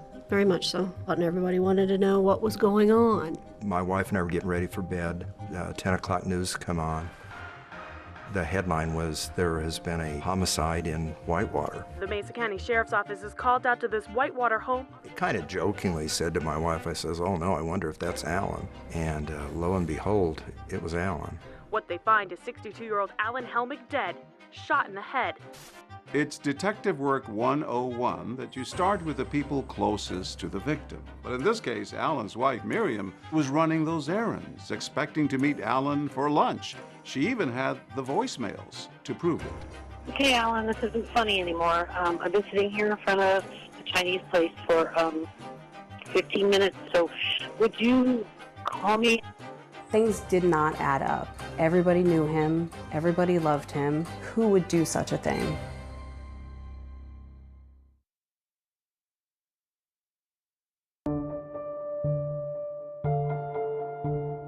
The Mesa County Sheriff's Office is called out to this Whitewater home on a report of a possible robbery. What they find is 62-year-old Alan Helmick dead, shot in the head. After finding her husband Alan dead in a pool of blood on the floor of their Whitewater, Colorado home, Miriam Helmick is brought in for an interview with the Mesa County Sheriff's Office. Thank you for coming down and helping us get to the bottom of this. We appreciate it. It's Miriam, right? Investigators are trying to solve this murder. The first 24 to 48 hours are critical, and she is the first person you want to talk to. Miriam was at our office. As we do with all, what were you doing today? Can you go through your day for us? I had some errands I needed to run today, so we would meet later, so he got in the shower and got dressed. Okay, what time did you leave? And what did she tell investigators about her whereabouts that morning? She started listing off everywhere she had been. She told us that she was calling Alan several times, was getting his voicemail. Hi, Alan. I just want to let you know I'm going to Walmart. If you're going to meet me for lunch, let's meet at the Chinese buffet. Love ya. Bye. Then what happened? I still hadn't heard from him. And then I went from there to Orchard, Mesa City Market to pick up his prescription. Okay. What time is it now? I probably got there about around 10. Hey, Alan. You need to turn your phone on. Question for you. When we got to pick up your prescription, they said that you hadn't been by yet. So are we still going to be able to meet for lunch? It's not like you to not call me, so give me a holler. Thanks. Bye. And since he hadn't called me back, I thought he was caught up somewhere to me. So I left him a message and told him I was going home in case he decided to meet me there anyway. Okay, Alan, this isn't funny anymore. I've been sitting here in front of the Chinese place for 15 minutes, and you're never late. So would you call me? Miriam's entire morning is accounted for. She even offers up proof of where she's been. I think I have all the receipts in my pocket. She actually went from one end of the valley to the other end, and we were able to track her movements, not only by her receipts, but by her cell phone interacting with cell phone towers. She was tested for gunshot residue? Yes, she was tested for gunshot residue. Her clothes were collected? That's right. They take those items to check them for any kind of gunshot residue or blood spatter that might indicate Miriam had something to do with this. And those results came back negative. She's also caught on several surveillance cameras throughout the morning. Miriam seemingly has an airtight alibi. So naturally, investigators are anxious to ask her who she thinks may have wanted to harm Alan. Did he have any enemies, any problems with any of his contracting work going on, any disputes? Would he share that with you if he did? I think so. He shared a lot with me. Miriam said Alan was generally well-liked, but detectives also knew he'd been a local mortgage broker. Could he have turned someone down? Maybe had a disgruntled former client or co-worker who was out for revenge. He did not like lying or dishonesty. He would fire people for that, but that was respected. And he had started his own business here decades earlier. Alan had married his high school sweetheart, Sharon, and had 4 children through 37 years together. But on New Year's Eve, 2003, she died of a sudden heart attack. How did that affect him? Friends said that he was quite depressed and wasn't doing that well. And soon afterward, he takes up dancing. He was encouraged to try a new activity. When Alan met Miriam, I know she had a policy of not dating her students, but Alan was pretty relentless. Kieran Wilson was a local journalist in Grand Junction, Colorado, who covered this case. Just days after Alan's murder, she spoke to an emotional Miriam. I met him teaching how to dance, and I didn't really like him while he grew on me. But he was such a gentleman, and he was so sweet, and just love him to death. You know? Miriam had been dealt her own difficult hand in life, having faced not one but 2 unimaginable tragedies back in her home state of Florida. Chris Giles is Miriam's son. Grew up in Jacksonville, mom, dad, a sister. What was it like? It was good. Typical kind of for family. You know, me and my sister were super close. Mom kind of let us to do our things, but it was also there to kind of shepherd everything and help us through. In 2000, Miriam and her first husband, Jack, were devastated when their eldest child, 23-year-old daughter, Amy, died suddenly after an accidental overdose. How did the family cope with this, with her death? We didn't really talk about it. After a while, things kind of started going downhill. And Jack just, he kind of, he just could not live without his daughter. They just tore him apart.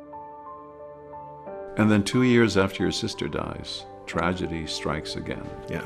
My dad took his own life, and I woke up to the gunshot. Miriam's husband, Jack, shot himself while he and Miriam were in bed. Mom kind of runs out the door, and she's hysterical, just losing her mind, like a scream I've never heard before in my entire life. Well, it was a dramatic change in your family. Yeah. The loss of father. Yeah, you're trying to figure out how to deal with those things. You got to deal with the pain. You got to deal with the hurt. You know. She turned to dancing after all this. Yeah, it was kind of her escape, where she kind of felt normal. And then your mom decides to move to Colorado. Yes. And not long after is when Alan Helmick walked through the door of the dance studio where Miriam worked. Everybody's really happy for Alan. He seemed real happy. Yeah, another chance at love. Everybody said that her and Alan were kind of a good team for dancing. They were a real, they were a real couple. So Alan and Miriam decided to build a house together, and they chose the community of Whitewater. The house was set pretty far back from the road, and it was about a 40-acre property. Your mom goes through all this, seemingly happy again, and all of a sudden, this happens. 911, what do you have to cover your emergency? My husband is dead. How did you learn that Alan had died? She called me. She called me and told me that mid-shot. Still kind of another shock to the system. Another loss. Yeah, another loss. So far, investigators don't seem to have much to go on. But about an hour into that police interview, Miriam says something that would raise the eyebrows of any homicide detective. In Delta. And somebody tried to torch our car. So the car actually got torched in Delta? Had Alan's killer made an earlier attempt on his life?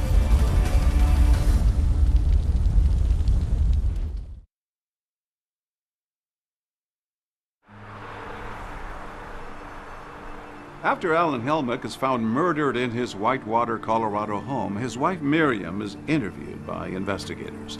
And she tells them about a shocking incident that happened just 6 weeks earlier. Somebody tried to torch our car. They took a stick or a big like restaurant skewer and put some kind of gauze on it and stuck it down in the gas tank and lit it. Here in this parking lot, less than 2 months before he was murdered, there was an earlier attempt on Alan's life. Someone tried to set his car on fire. It looked like something straight out of a movie, but for the Helmicks, this brush with death was all too real. Tell me about that incident. What happened that day with the car? Well, Alan and Miriam had driven to Delta for the closing on their business. They were selling Alan's title company to a purchaser, and they had finished the transaction and had parked out front. Collected a check? And collected a check for over $100,000 for the sale of this business, and got in the car. At that point, Miriam went in to use the restroom. And while she's in the business, the car starts smoking. Alan looked in the mirror and saw that the vehicle was on fire. He got out of the vehicle, went to the back of the car, and a wick was in the gas tank. When Miriam comes out, she hears that Alan's screaming at her to bring her to get a fire extinguisher, that the car is on fire. On arrival, we found a vehicle that had a wick in its gas tank and had been set on fire. You ever seen anything like that before? No, I had not seen anything like that. It was pretty obvious someone had tried to start that fire. Correct. So if someone was trying to set the car on fire, it didn't quite work.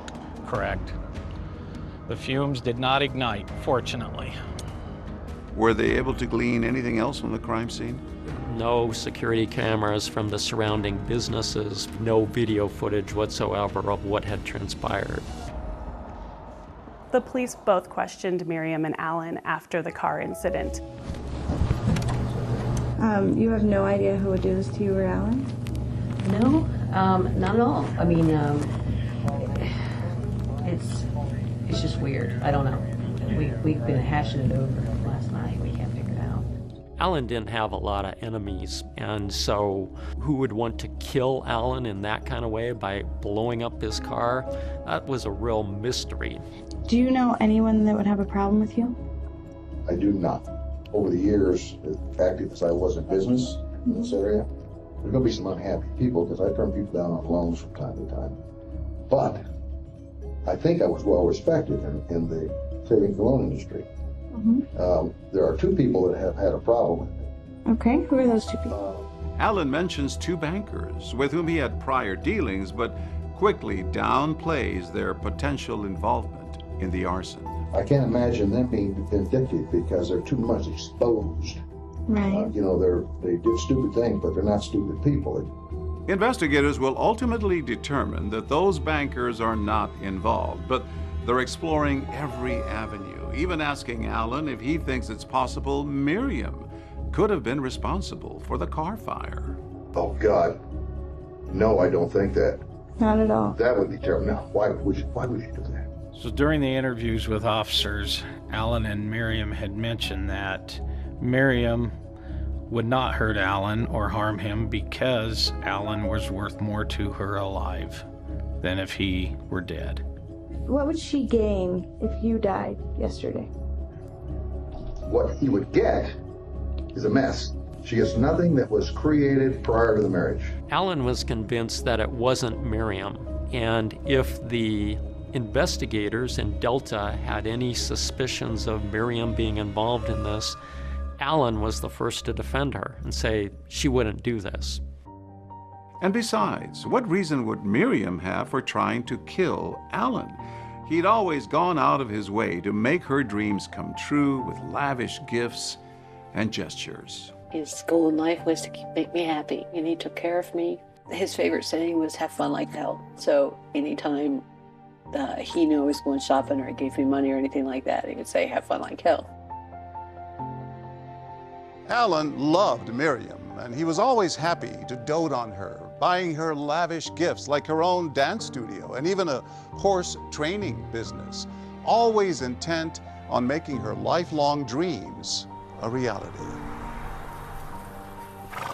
I met Alan and Miriam Helmick at my farm because they wanted to buy some horses to start a horse breeding operation. It was always her passion to start riding, and Alan was just said, you know, I'm going to give this dream to you. Horse training centers, it's extremely difficult way to make a living. Most of those never pay off. It's a labor of love. You told him it was not a good idea to invest in this horse. No, and I said, it's a good hobby, but it's too expensive. And his desire to open up that dance studio came from where? Oh, it had to be Miriam. You had your concerns about him investing in these things. Oh, I told him, I said, get your head up your ass. Sounds like you really wanted to make Miriam happy. I think so. Alan was always very good with his finances, but with the horse business and the dance business, they were hemorrhaging money. As investigators began digging into Alan's finances, they found that bad business decisions had left him in a serious financial hole.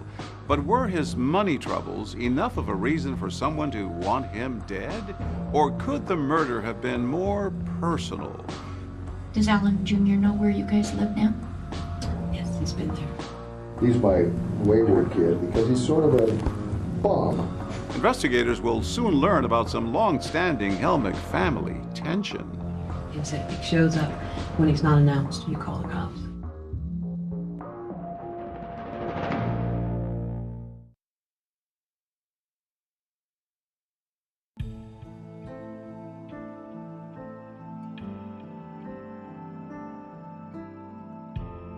One week after his untimely death, Alan Helmick is laid to rest.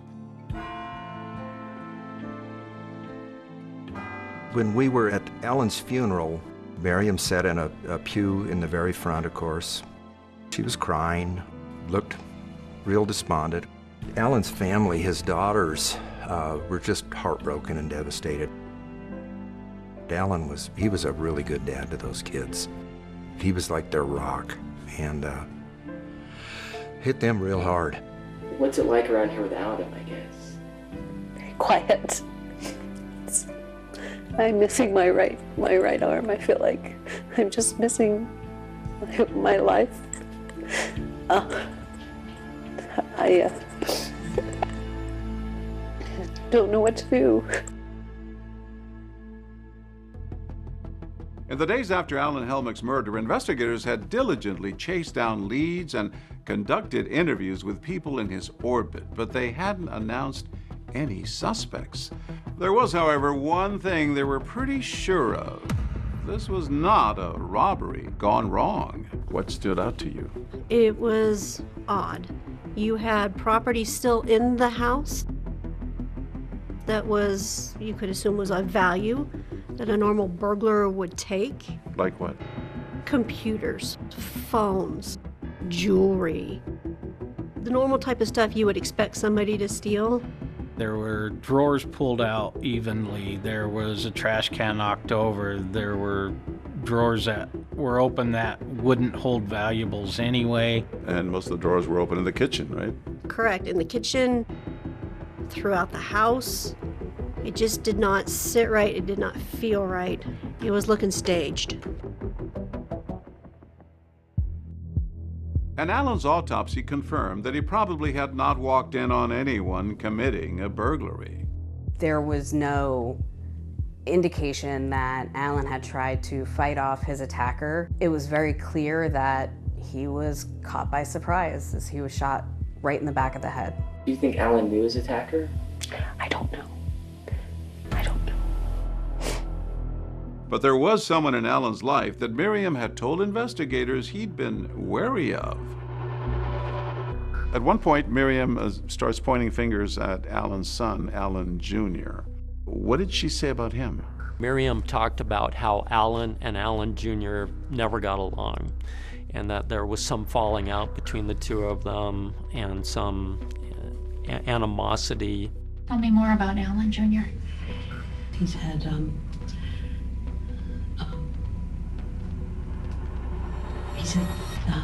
run-ins with the law.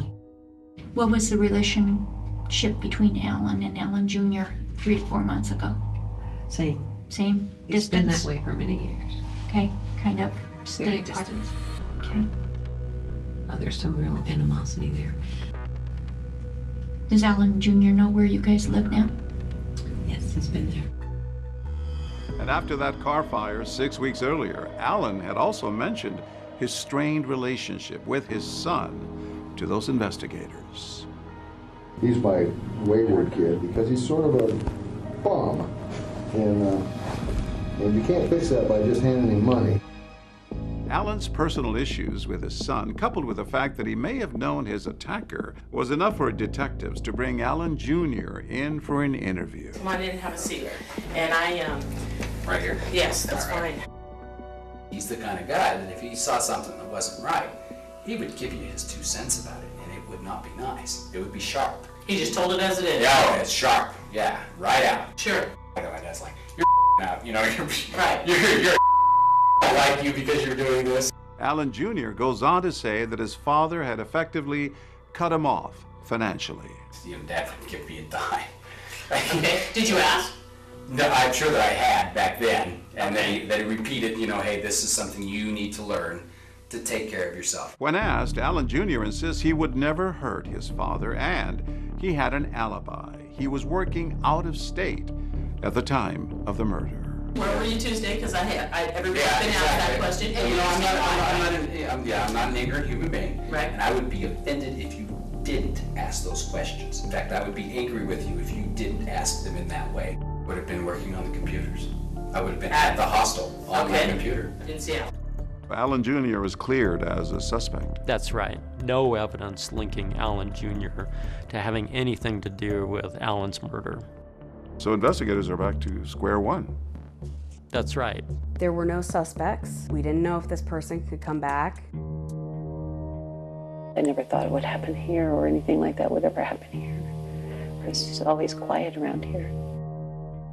Are you scared that this person might come back? I don't know. Yes and no. I don't want to leave because I'm closer to him here. Had there been a murder in my home, would not want to stay there, especially not a few days after. But she said it was her home. She said she felt closer to him there. But if Miriam says she felt safe enough to stay in her and Alan's home, that was about to change. And then 2 weeks after Alan's murder, Miriam finds a dramatic discovery under her doormat at the house. And she goes, what should I do? What should I do? And I said, you get off the phone and you call the police and you get away from there. Was the killer now coming after Miriam?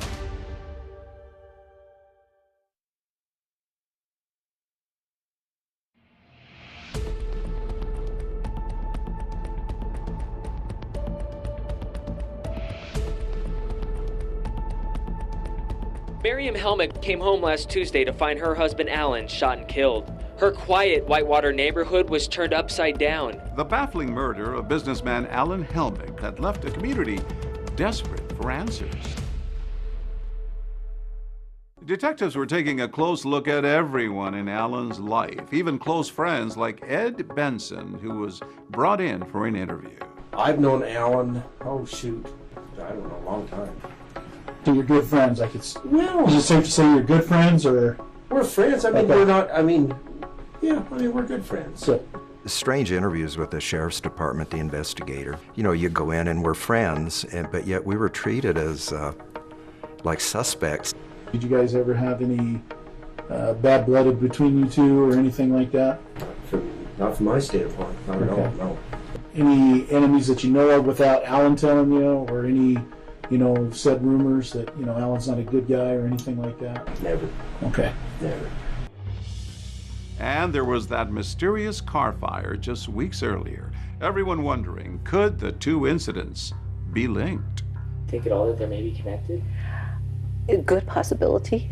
I'm just letting them figure that out. It was, it was a shock to us. But he never mentioned anything about anybody that would do something like that. As days passed with no suspects in custody, Miriam became convinced she was being watched. She reported seeing a white pickup truck with a driver she didn't recognize circling the property, leaving her to wonder whether the same people who killed Alan were now coming after her. I talked to Miriam almost on a daily basis, and in a lot of our conversations, she talked about that she thought somebody was trying to come into the house and she was scared for her life. Miriam starts reporting that weird things have been happening around the house. She's saying that she will come home and a door that she knows she locked is unlocked. She was finding lights on. She was finding medicine cabinet doors open that shouldn't be. She saw one or more suspicious vehicles that she didn't know who was linked to them. And mind you, this is a very small area, only a handful of homes out there. And you recognize most of the vehicles that are driving in and out of the area. But the strange happenings at the home weren't the only thing worrying Miriam. With Alan, the sole breadwinner, gone, there wasn't any money coming in. During her police interview, Miriam had explained to investigators that they had a prenup. She really didn't have anything without him. She didn't stand to gain a lot. I did not have any legal claim to anything that he owned. Okay. It was pretty cut and dry. Miriam's financial situation was fairly dire. In fact, she started selling off some of the property they had together. She said she had no money, all the money was in Alan's name. So I said, well, let me buy the horses back, I'll pay your debt off to the other trainer. That way it'll give you some money for what you need to live on. And then, as Miriam is struggling to stay financially afloat, an ominous message shows up on her doorstep. She was with her friend Penny. They had just gotten back from shopping. She goes up to her front door and she sees an envelope sticking out from under the mat. And when she opens that envelope, there's a card inside that says, "Alan's first, you're next. Run, run, run." She collapses to the ground, becomes very distraught. Marion calls me and she's frantic. And she goes, what should I do? And I said, well, you need to hang up the phone and call the police and get out of there. I said, because somebody could be there trying to hurt you. The greeting card is turned over by Miriam to her lawyer, who then notifies the police. I was given a copy of the card. It said, "To the grieving widow," in block letters. On the front is a picture of a middle-aged female, and it said, "Insanity, doing the same thing over and over again, expecting a different result." And then inside, Allen spelled A-L-L-E-N. Misspelled. Your was also Y-O-U-R. A grammatical thing, okay. Whoever left it there had cut out the barcode, seemingly in an effort to obfuscate anybody tracing that card, where it was purchased, who purchased it, that sort of thing. It looks like Miriam might be the next target. Maybe there is somebody out there who really wants to kill Miriam as well. After Miriam received the threatening card, she left and she went back to Florida, Jacksonville, Florida, where she's from. She moved in with her son, Chris. How was she coping? Oh, it was not good. You know, there was some brokenness there. I just knew that she was in a bad place. I was trying to help her through that stuff. What did you make of that? I think that's not that abnormal. She didn't have a lot to her name, so she needed to figure out how to live without Allen. Back in Colorado, that bizarre greeting card gives police something they have been desperately searching for: a solid lead. I had actually seen this card before. Just coincidentally, you had seen the card? It's kind of a unique front on a card. It's at this city market that investigators finally get the break they've been waiting for. The person who bought that card with the threatening message from Miriam is caught on surveillance tape here. And just who that person is will take everyone by surprise. You see it clear as day.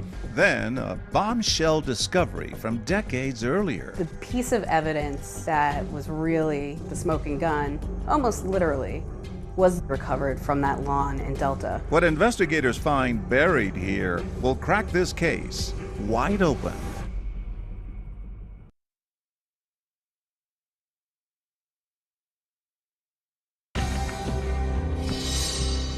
What we had was a man who had led a good life and he ended up murdered. I saw Allen on the floor. He was cold and gray. People were in disbelief. People were scared. I held his hand for a few minutes and tried to make some sense of it all. Miriam comes home. There's a handwritten note, and it says, "To the grieving widow." Allen's first, you're next. Run, run, run. It looks like Miriam might be the next target. The killer was now after her. You want twists and turns? There's no shortage of that here. I met Miriam on a dating site. She wrote, saw your profile and loved it. She was moving on. Even my girls were like, she's dating already? She's trying to get on with her life in a new state. But another incident with a gun comes to the surface. I heard the shot. Mom kind of runs out the door and she's hysterical, just screaming. Like a scream I've never heard before in my entire life. Could what they find buried in this yard be the smoking gun?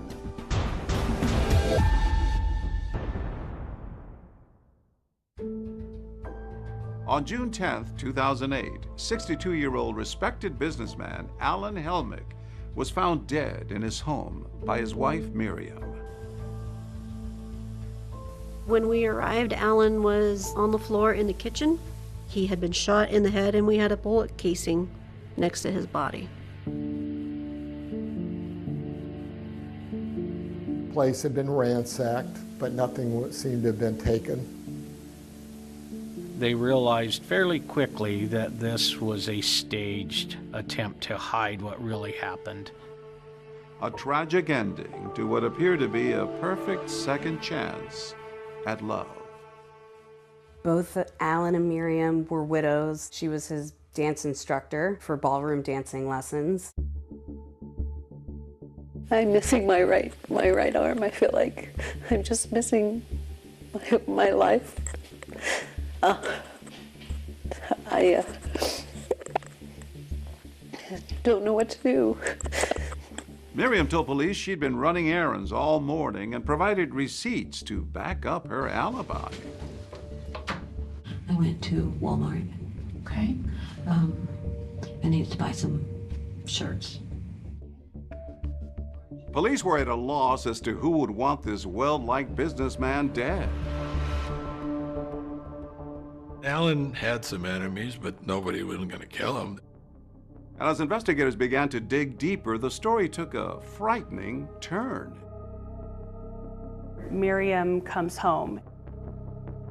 There's a handwritten note, and it says, "To the grieving widow.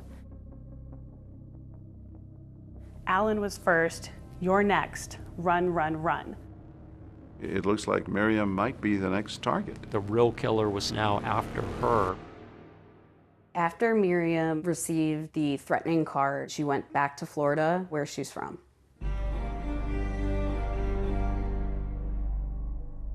When Miriam came back to Florida, I was so surprised. I just couldn't believe it. She gave me a call, and I got a lot to tell you, she says. In Florida, Miriam turned to old friends for support, reconnecting with her former neighbor, Aline Lee. Miriam didn't have any money. She said, "All I've got is just the clothes on my back. I have nothing." I said, "I can get you clothes. My girls are your size." I bought a gas card for her, and I gave her a bag of jewelry. I just felt bad for her. While Miriam tries to restart her life in Florida, detectives in Colorado are continuing to work the case, trying to figure out where that threatening card she received came from. They got in touch with the manufacturer of the card. He was able to tell them where these cards were sold. I checked the Hallmark, I checked the Hobby Lobby. We finally get to the city markets. I contacted their loss prevention guy. They found 2 sales. One person paid in cash, didn't know who that person was. The other one was with a credit card. So we had a name, and then he found one more purchase. He called me and he's like, "I've got video." That store uses VHS tapes? That particular store was not as up-to-date as their others, and they did use VHS, and they used it over and over and over again. So by the time we got this tape, it was kind of delicate.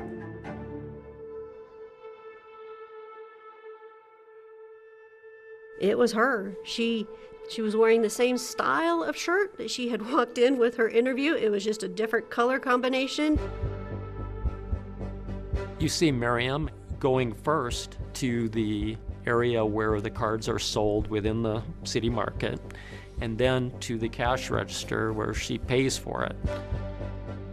Clear as day.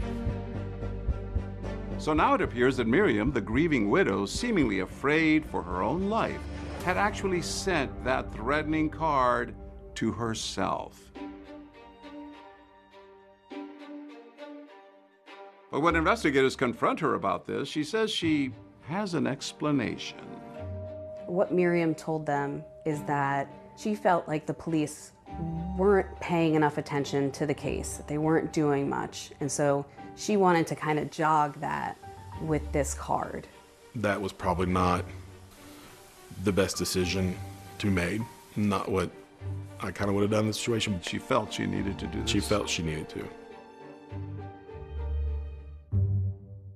Did that greeting card incident change the way you and investigators approach the case? What innocent person would do this? Obfuscate, complicate a murder investigation with this ruse? But remember, when she was interviewed by investigators, Miriam said she had very little to gain from Alan's death. We did a prenup. So everything his is his. Everything mine is mine. He has more than I do. Okay. With no clear motive in sight, the Mesa County Sheriff's Office turned their attention to Miriam's past, learning about that double tragedy she and her family suffered years earlier in Florida. There was the sudden loss of her daughter, and then a shocking development with her first husband.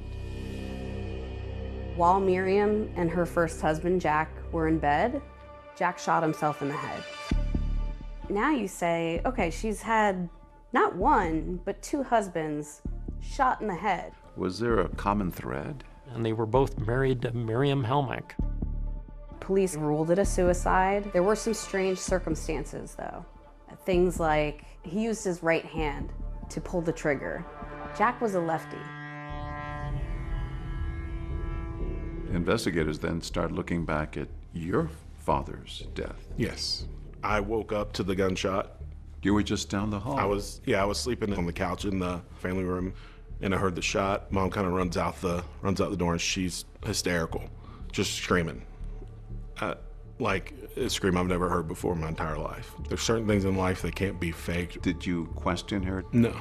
I know one of the things came up is that my dad was left-handed. Well, my dad learned how to write left-handed because he had a cast on his arm when he was younger, so he was ambidextrous. He could use his right hand too. And you had seen him depressed before this? Yeah. Was the death of her first husband, that case, ever reopened? No, it was ruled a suicide. But with clouds of suspicion gathering over Miriam about the death of her second husband, she does something unexpected. I met Miriam on a dating site. A millionaire match? A millionaire match. Your profile described me to a T. Investigators are starting to wonder if they could actually have a black widow on their hand. I mean, she was finding the husband, she was looking for the money, and then moving on.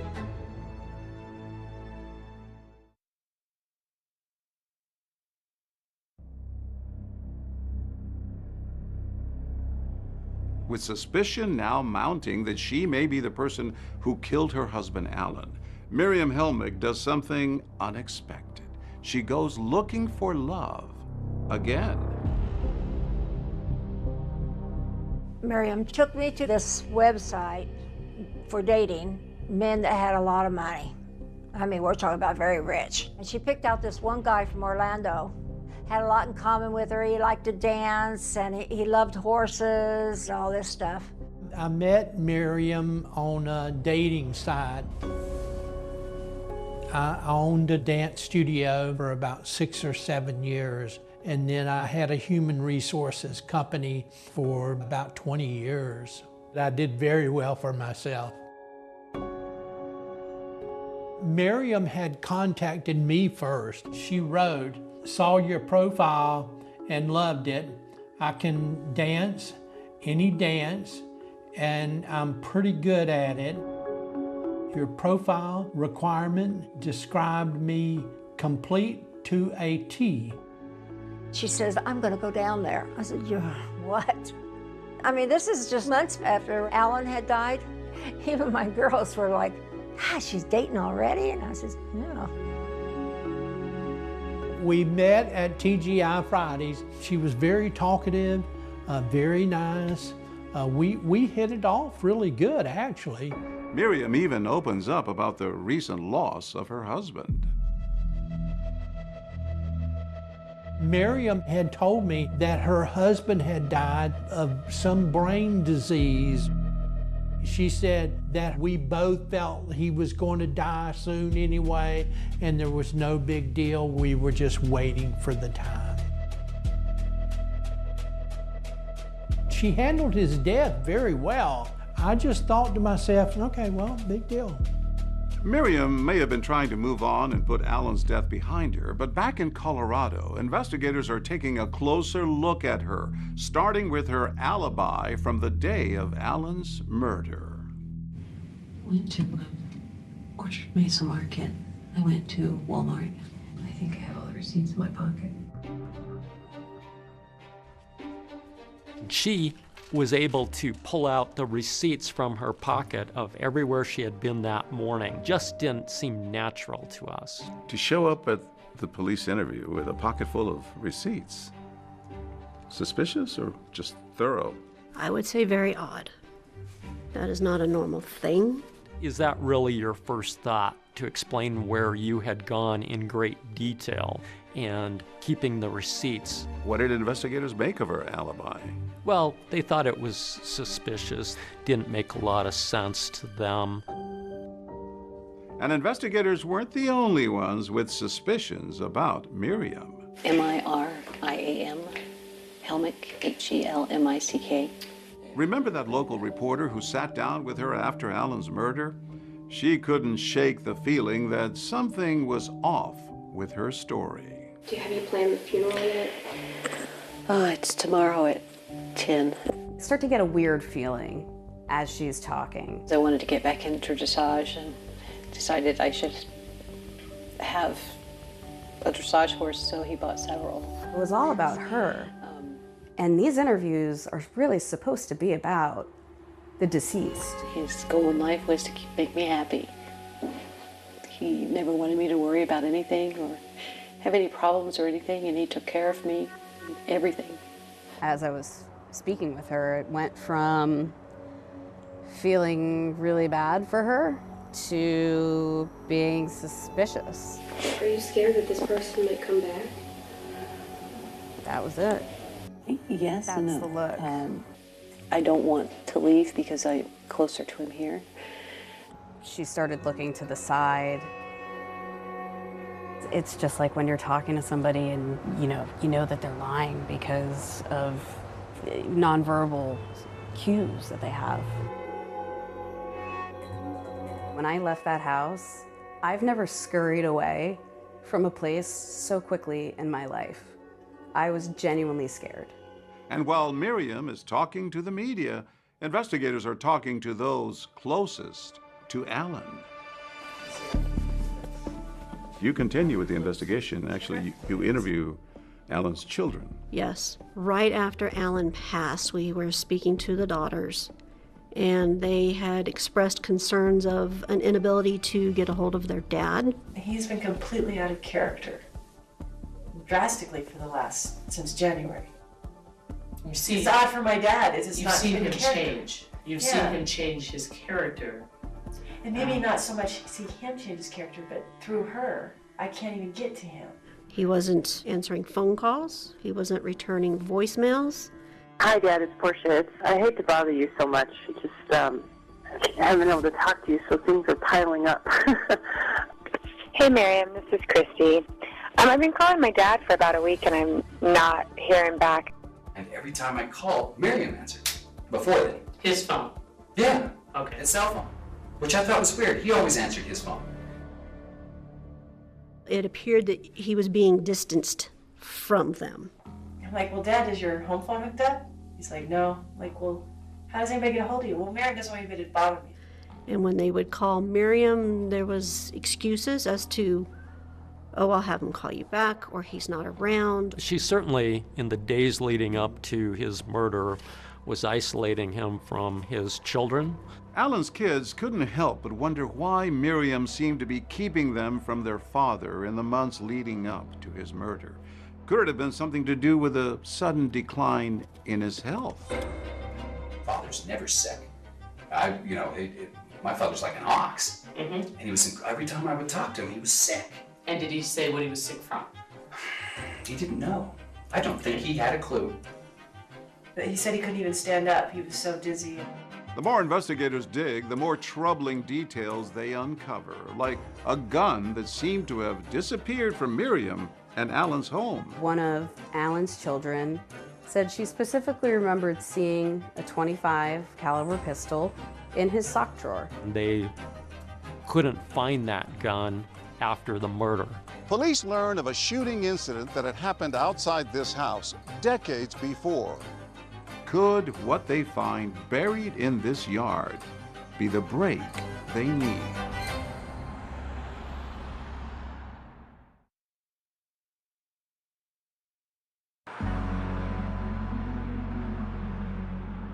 Detectives will often say that when it comes to investigating, there are no coincidences. And for those working the murder of Alan Helmick, they were certain that attempted car fire just weeks earlier was somehow connected to their case. This area is where I was dispatched to a car fire. We saw that somebody had placed a wick in the gas tank of a vehicle. We contacted the driver. We were speaking with him. We were speaking with his wife. As I started questioning both of them, I noticed she became a bit nervous. and she said that she wasn't feeling well, needed to run to the restroom. I watched her leave the back of the vehicle, not go into the restroom she just came out of. Not right here.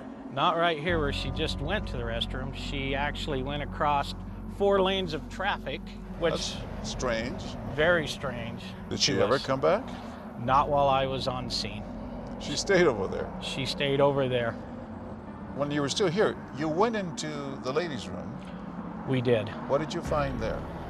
We smelled the odor of gasoline. It was fairly strong.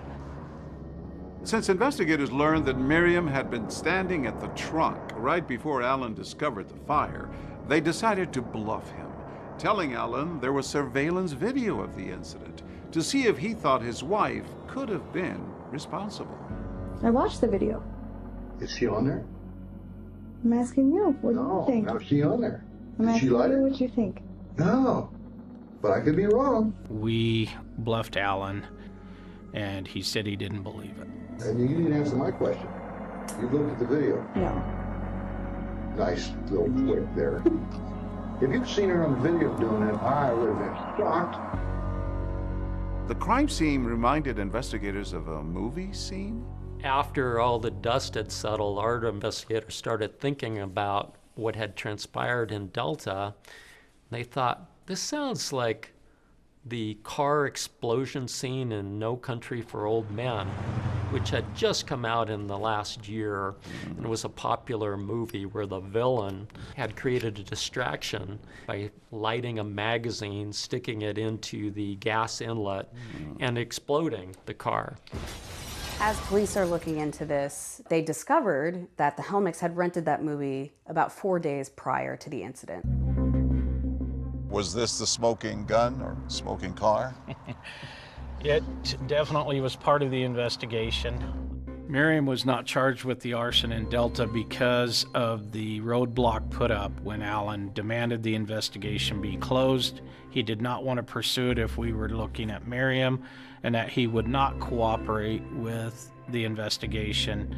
And the detectives now investigating Alan's murder are still searching for any hard evidence that Miriam pulled the trigger. After all, they still hadn't recovered a murder weapon. There was the issue of the firearm that was missing from the home.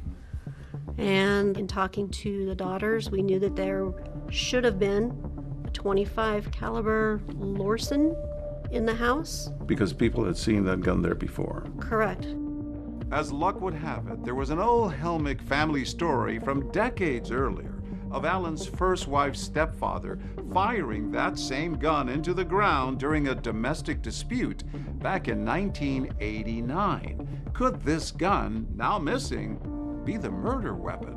There was some evidence that had been in the house in the years leading up to the murder, and no evidence of what he would have done with that weapon. No evidence he sold it, gave it away, traded it. You know, where is this gun? And then investigators bring in a metal detector into the case. Right. Detectives come up with a long shot idea. Go back to the property where that domestic dispute happened back in 1989. Could they recover the bullet fired from that gun and compare it to the bullet that killed Alan? I received a phone call from the chief investigator at the Sheriff's Department of Mesa County asking me if I would assist them in searching for a bullet. Carol Quarles is a retired law enforcement officer who has experience using a metal detector to search for missing evidence. So your reaction when they asked you to get involved in this case? Oh, yeah, heck yeah. Anytime, just call me. I love finding evidence. And you started over here? And I started working my way around. And then I just slowly worked my way around to about midway in the yard. And I hadn't found anything. And they were getting nervous. The investigator said, well, maybe you're not going to find it. Yeah, maybe the witness wasn't remembering things right. Right. To which you said, let me check over there in case the shooter shot into that corner of the yard. And so I walked over there, and it wasn't 30 to 45 seconds, and I had the bullet. Where did you find that bullet? That bullet was right in this area right here. It was an aha moment. I mean, it was euphoric. That's the best way that I can explain it. And they dug up that bullet that had been there since 1989. They were able to compare that bullet from the ground to the bullet that was recovered from Alan's headshot. And what we were able to determine was that the two bullets were consistent with each other. The evidence is building up against her. It is. At this point, police believe that they have enough to arrest Miriam for Alan's murder. But this is a woman who police believe orchestrated an attempted firebombing and shot her husband in the head in cold blood. Is she just going to go quietly? She's being investigated for a homicide. You don't ever know that she doesn't have a gun. If she sees you and she's scared, knows what's going on, it's a real game out there at that point.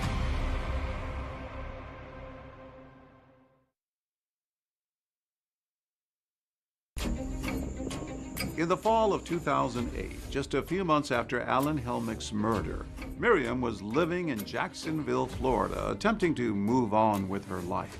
But her past in Colorado was about to catch up with her. I was a special agent with the Florida Department of Law Enforcement here in the Jacksonville field office. I got a call from Mesa County Sheriff's detectives, and they were investigating a homicide in Colorado. Did you have an inkling that she might be a suspect? It wasn't kind of until I was driving home one day and the Grand Junction police called me and said, is she living with me? I was like, yeah, she's with me. I don't know what's going on, but she's there. And we sent 2 investigators down there with an arrest warrant. They handcuffed her and set her right on the ground. She had a blank expression on her face, like a little bit angry looking almost. 6 months after Alan's death, Miriam is charged with first-degree murder, attempted murder for that car fire, and forgery. She pleads not guilty and is extradited from Florida back to Colorado. What we had was a man who had led a good life and he ended up murdered, and there's a need to bring to justice the right person. A year after being arrested and charged, Miriam Helmick goes on trial here at the Mesa County Courthouse. Prosecutors argue that the grieving widow is actually a cold-blooded killer. Miriam Helmick standing trial for the murder of her husband was a huge deal. The courtroom was pretty packed. It was a bit chilling. Miriam did not show a lot of emotion. She didn't look like herself. So why do prosecutors believe Miriam killed Alan? They argue the motive was as age-old as they come: money. Financial motive was the critical part of your argument. There were suspicious bank account activity where it appeared that Miriam had forged multiple checks from Alan's account.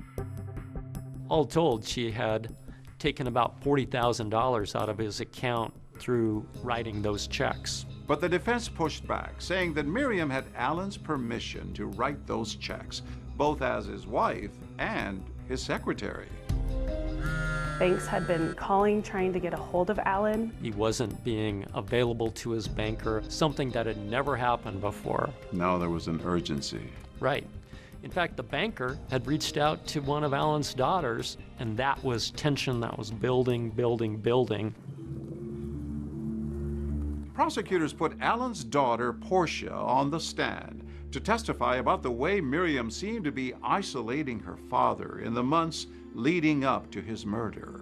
He was much less involved in my life.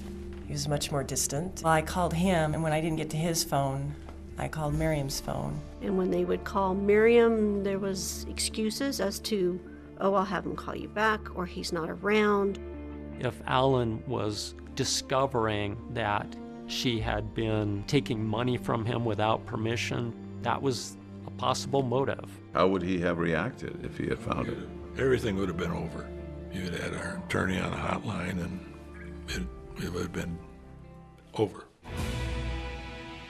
And prosecutors argued that Miriam had tried to kill Alan not once, but twice.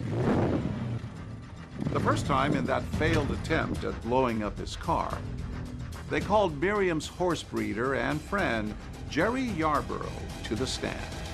When I went on the stand, I was super scared because I knew my testimony was going to be not so good for Miriam. Jerry told jurors about a conversation she said she had with Miriam after that failed car bombing. She had said that she found out that a car won't explode if it has a full tank of gas. And when she said that, what was her demeanor? She laughed. That catch you off guard?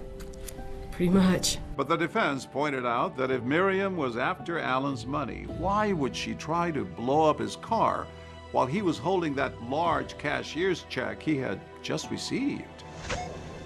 The piece of evidence that was really the smoking gun, almost literally, was the bullet that was able to be recovered from that lawn in Delta.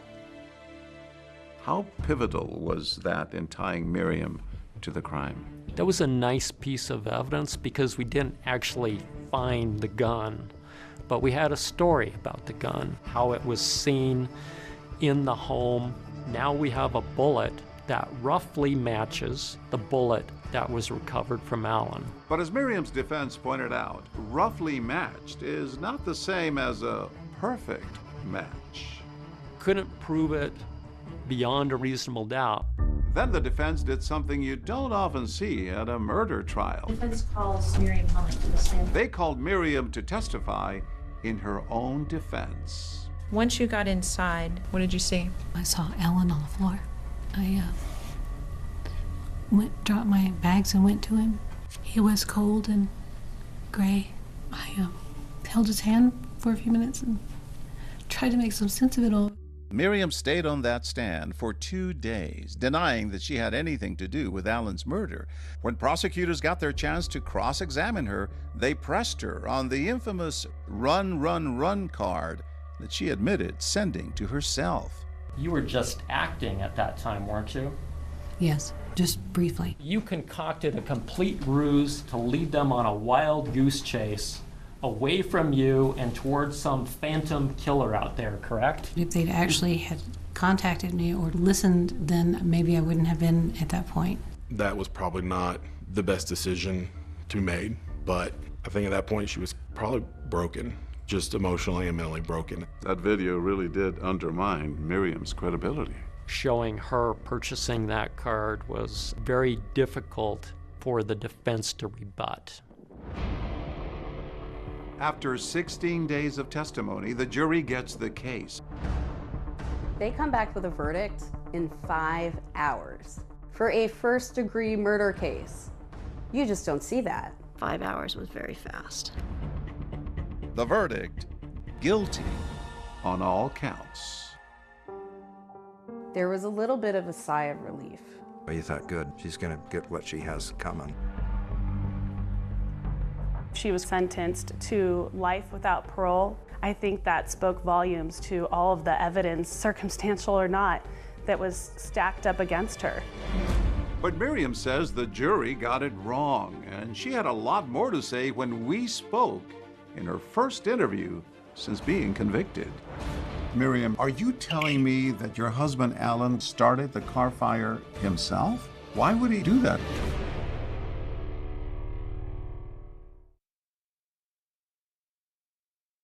First time she's spoken publicly since her 2009 sentencing. I asked Miriam about first meeting Alan back when she was his dance instructor in Grand Junction. And was it love at first sight?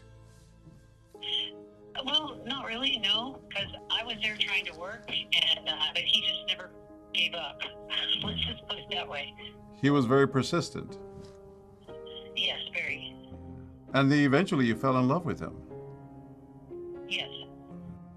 It was kind of hard not to. I mean, he's a very, very kind, very sweet man, and he always had your best interest at heart, usually.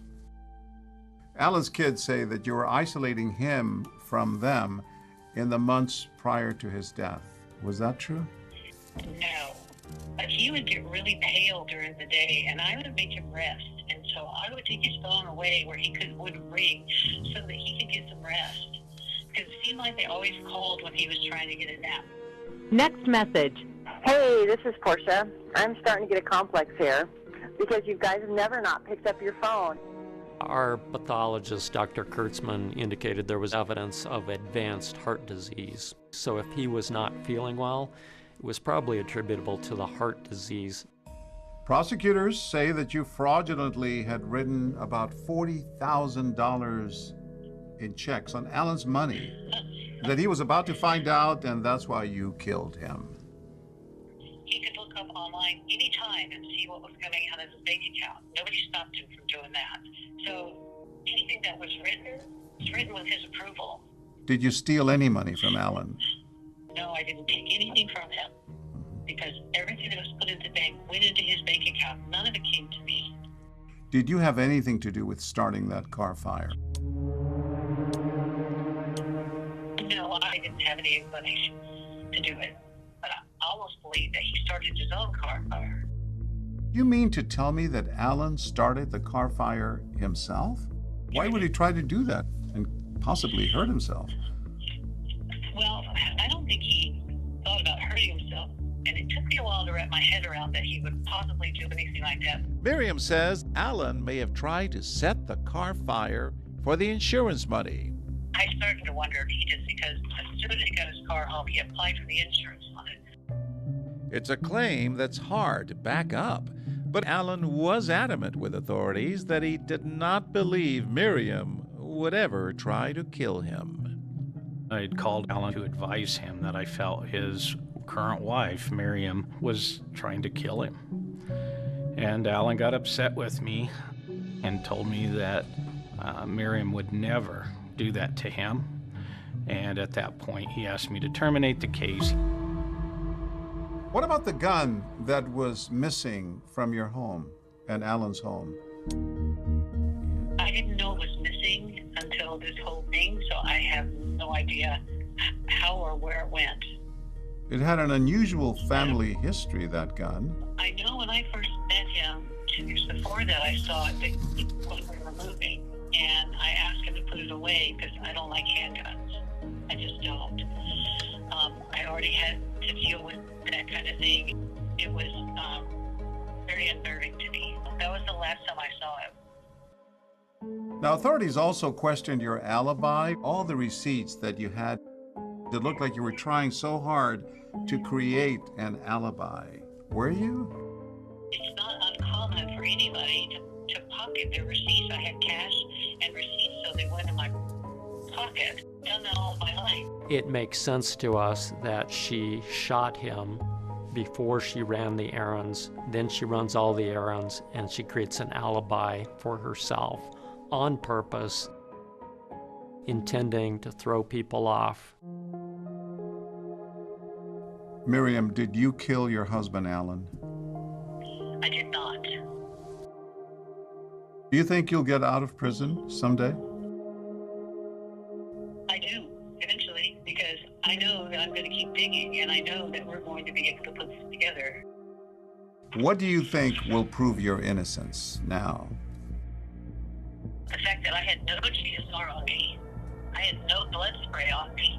Wouldn't the blood spatter and the gunshot residue be easily washed off if you took a shower?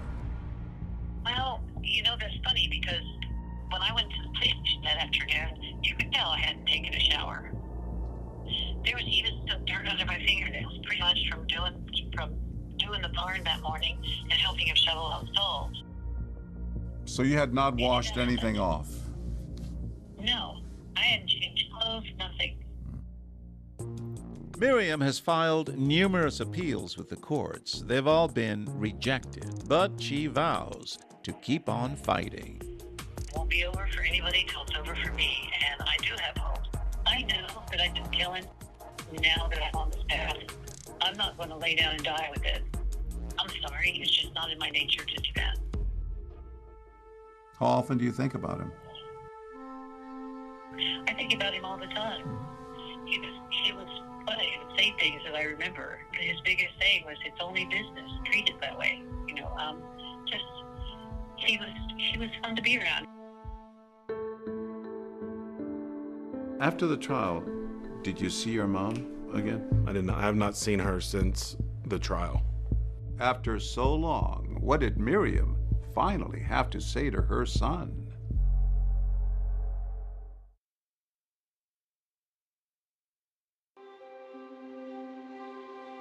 Don't forget, you're gonna put on your jacket too.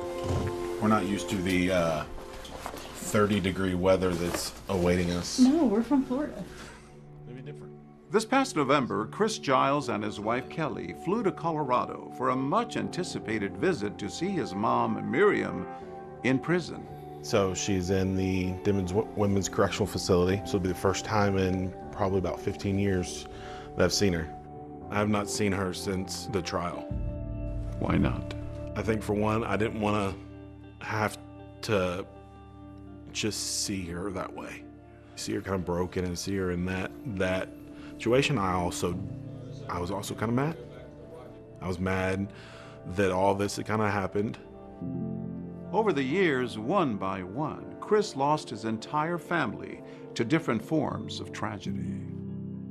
It's just kind of a whirlwind, and then all of a sudden this happens. That new husband dies, and then she's arrested.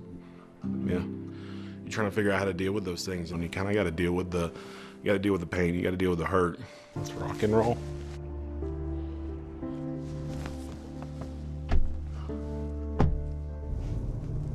It's probably nervous like me, you know, a little bit nervous, a little excited. Our cameras were not allowed inside the prison, but Chris tells me that reuniting with his mom, while complicated, was also healing for him. First thing she did was apologize. What did she say? As soon as we sat down.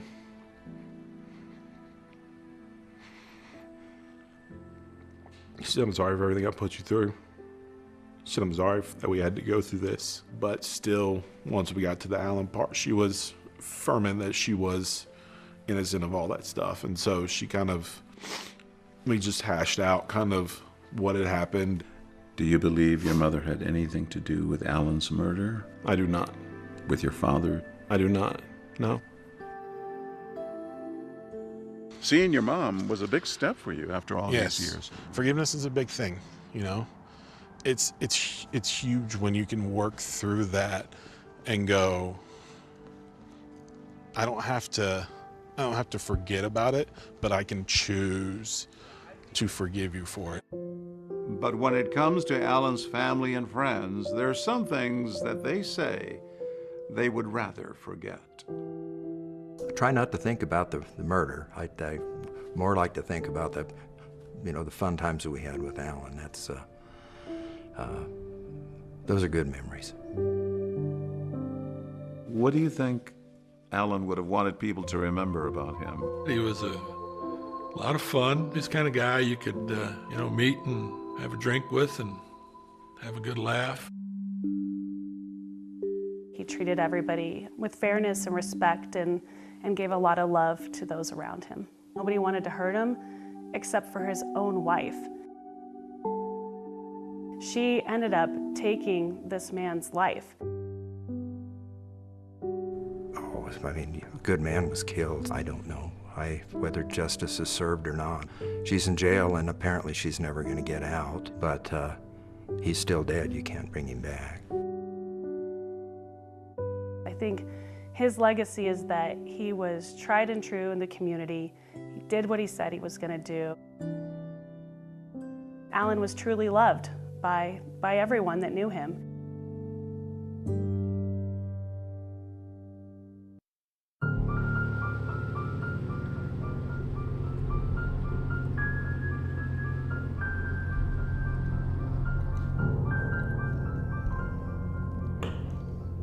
My name is Jesse James. For 17 years, we have lived with the pain of losing our daughter, Holly. It's something that cannot be explained in words. Recently, I decided to write to the person responsible for taking Holly from us. I'm not sure why, and I'm not sure what I'm reaching for, but it just feels like I need to express my thoughts. Many, many people loved Holly, and you took her from all of us. I still have episodes of grief that I'm unable to control. Why did he choose Holly? I've decided to reach out and try to discover that.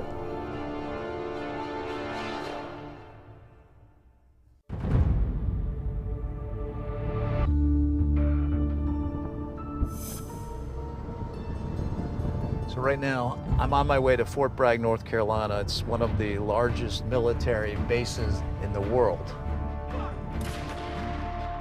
Some say that this base right here is America's first line of defense. I'm investigating a mysterious disappearance of an Army nurse. Her name is Second Lieutenant Holly Lynn James. When Holly fails to show up for her shift at Womack Army Medical Center, it causes concern because it's something totally out of character for any soldier. I was driving back to Fort Bragg from Iowa, and I received a text from a friend at work asking me when the last time I heard from Holly was. It was unusual. Holly was very dependable, and it's just, you know, being an Army officer, it was kind of unheard of to not show up for work. Her co-workers went to her apartment, and when they got there, they found that she wasn't there and it had been set on fire. So they called the police. Pretty much as soon as Holly went missing, I heard about it. Our homicide team heard about it. It was very concerning. She had just sort of disappeared into thin air. This is the face of the missing Fort Bragg soldier. Has not been seen since Wednesday. Holly was driven by ambition, an unshakable work ethic, and felt a powerful call to serve her country. A lot of us are military in our family, and she wanted to go out and do something great. Holly's younger brother, Bo, a Marine himself, says that Holly had found her calling. As a nurse, were you pretty proud of her? Absolutely, yeah. They're absolutely lifesavers. She wanted to go to Iraq. I said, why would you want to go to Iraq, to the war zone? And she said, Dad, I just think I can help soldiers if I'm out there as a first responder in a war zone. I can do more good and help more soldiers. Although Holly never served in combat and was ultimately stationed in the U.S., she was going places, and by age 23 had become a second lieutenant in the United States Army. Even though I was a sergeant major, she was technically a higher rank than me starting out, you know, and I was pretty proud of that. They assigned her to the mother-baby ward at Womack. She just always wanted to be in the thick of things.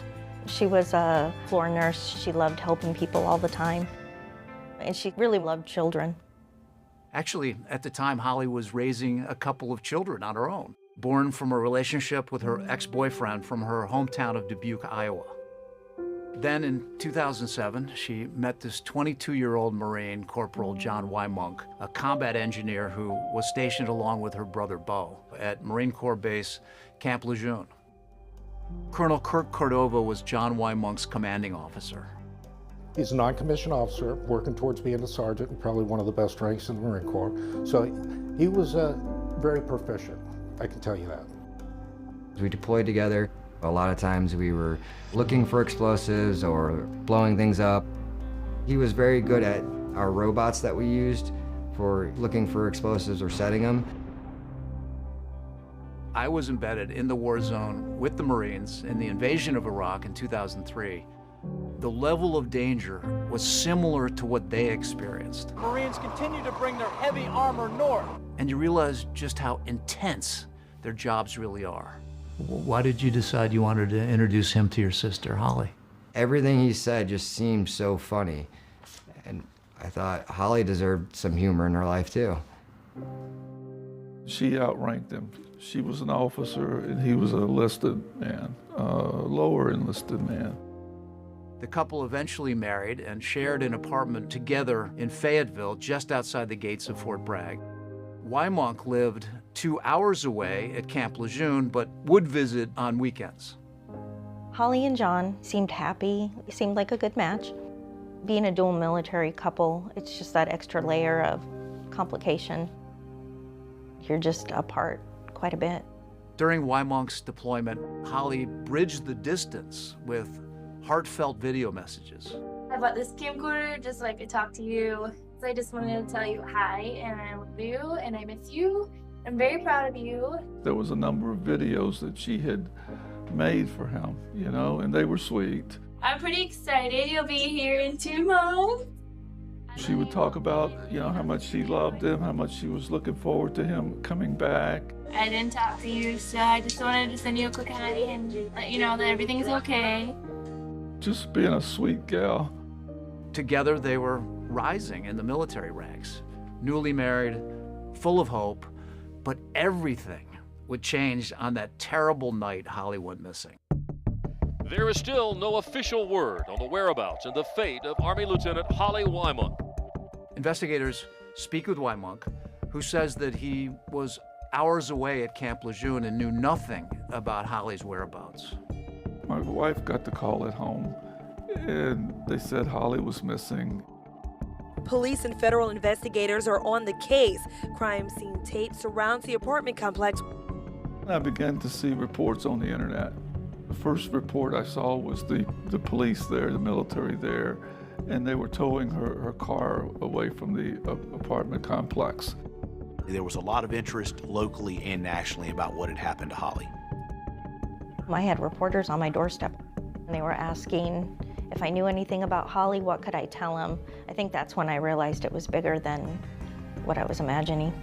At this point, we didn't know if this was a random act of violence that occurred, or if this is someone that had kidnapped Holly or killed Holly. It's currently under investigation, and we're working with Fort Bragg trying to locate this person. People are scared, people are worried, and they've got to go fast to try to find her. It was all happening so rapidly, so quick. You decided to fly out to see exactly what's happening. I did. But your main job was really to find her. I came here on a mission.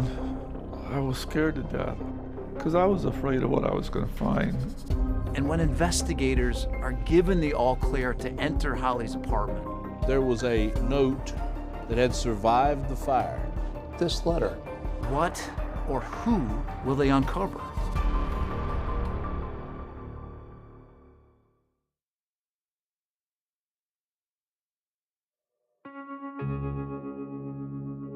Oh, look at the cheeks there. I know, huge cheeks, you know.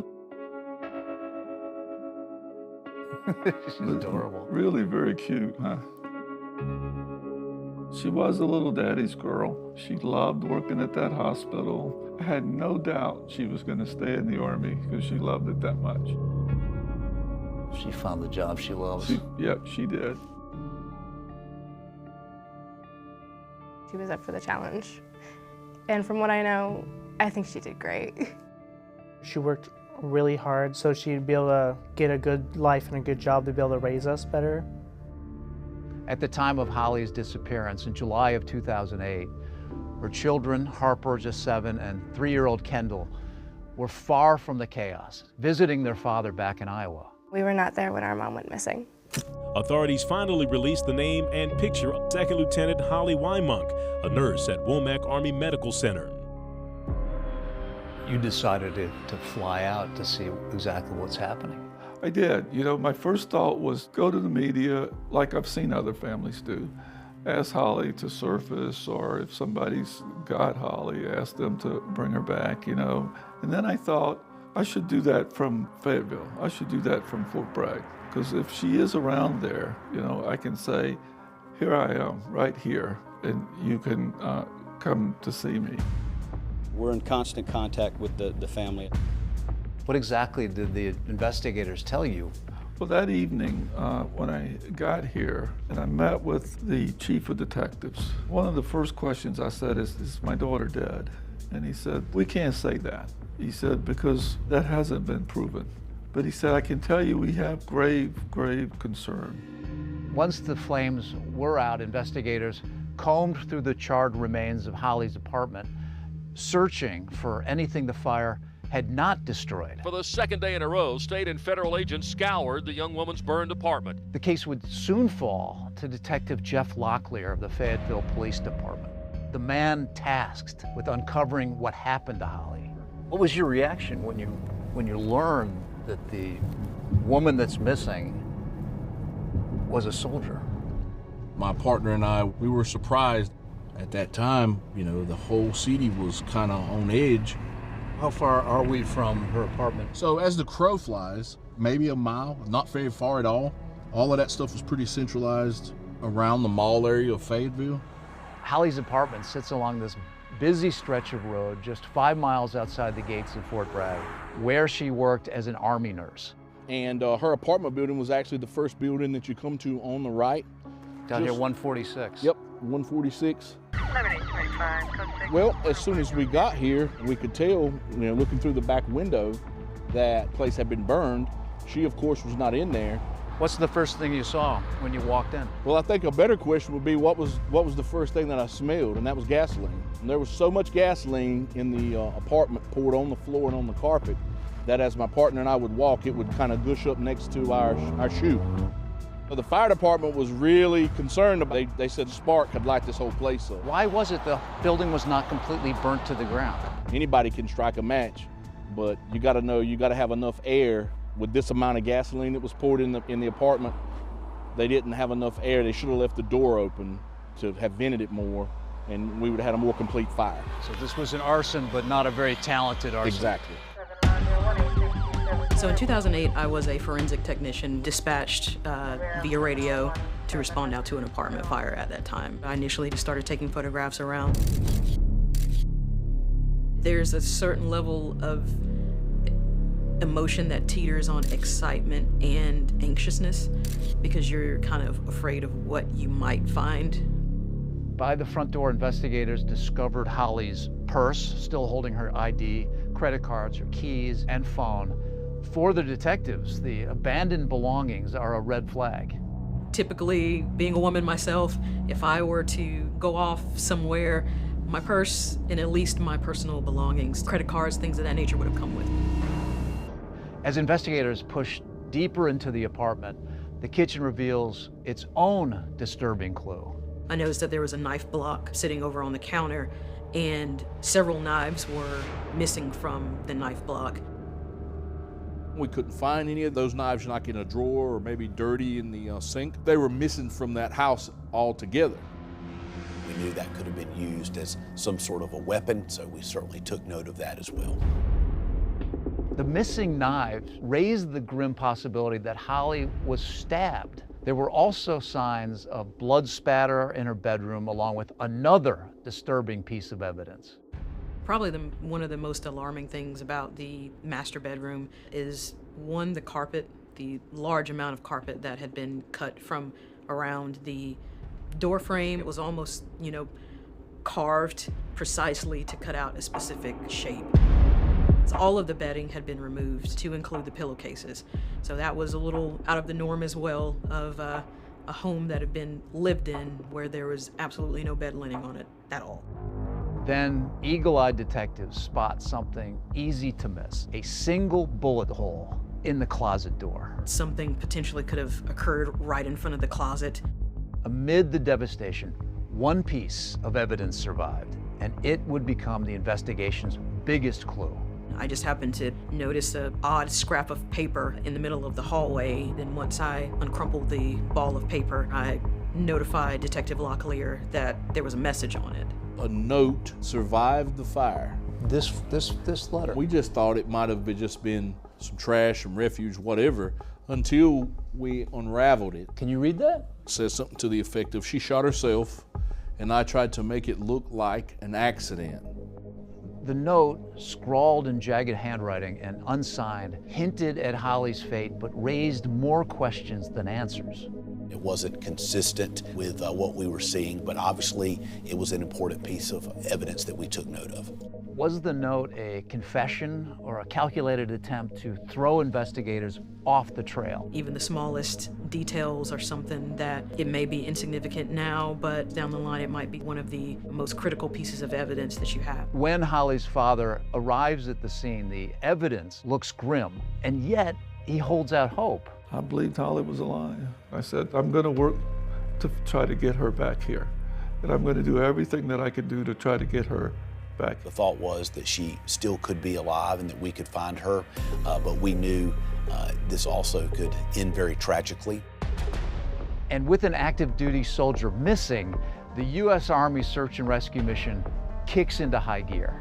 I mean, the Army's got a missing soldier, and that's a big deal. We'll dedicate as many people as we have because this is one of our own. That's a sister. This young mother, this soldier is missing. The clock was ticking. But where was Holly? And is there a hidden secret in this last photo taken of her before she vanished?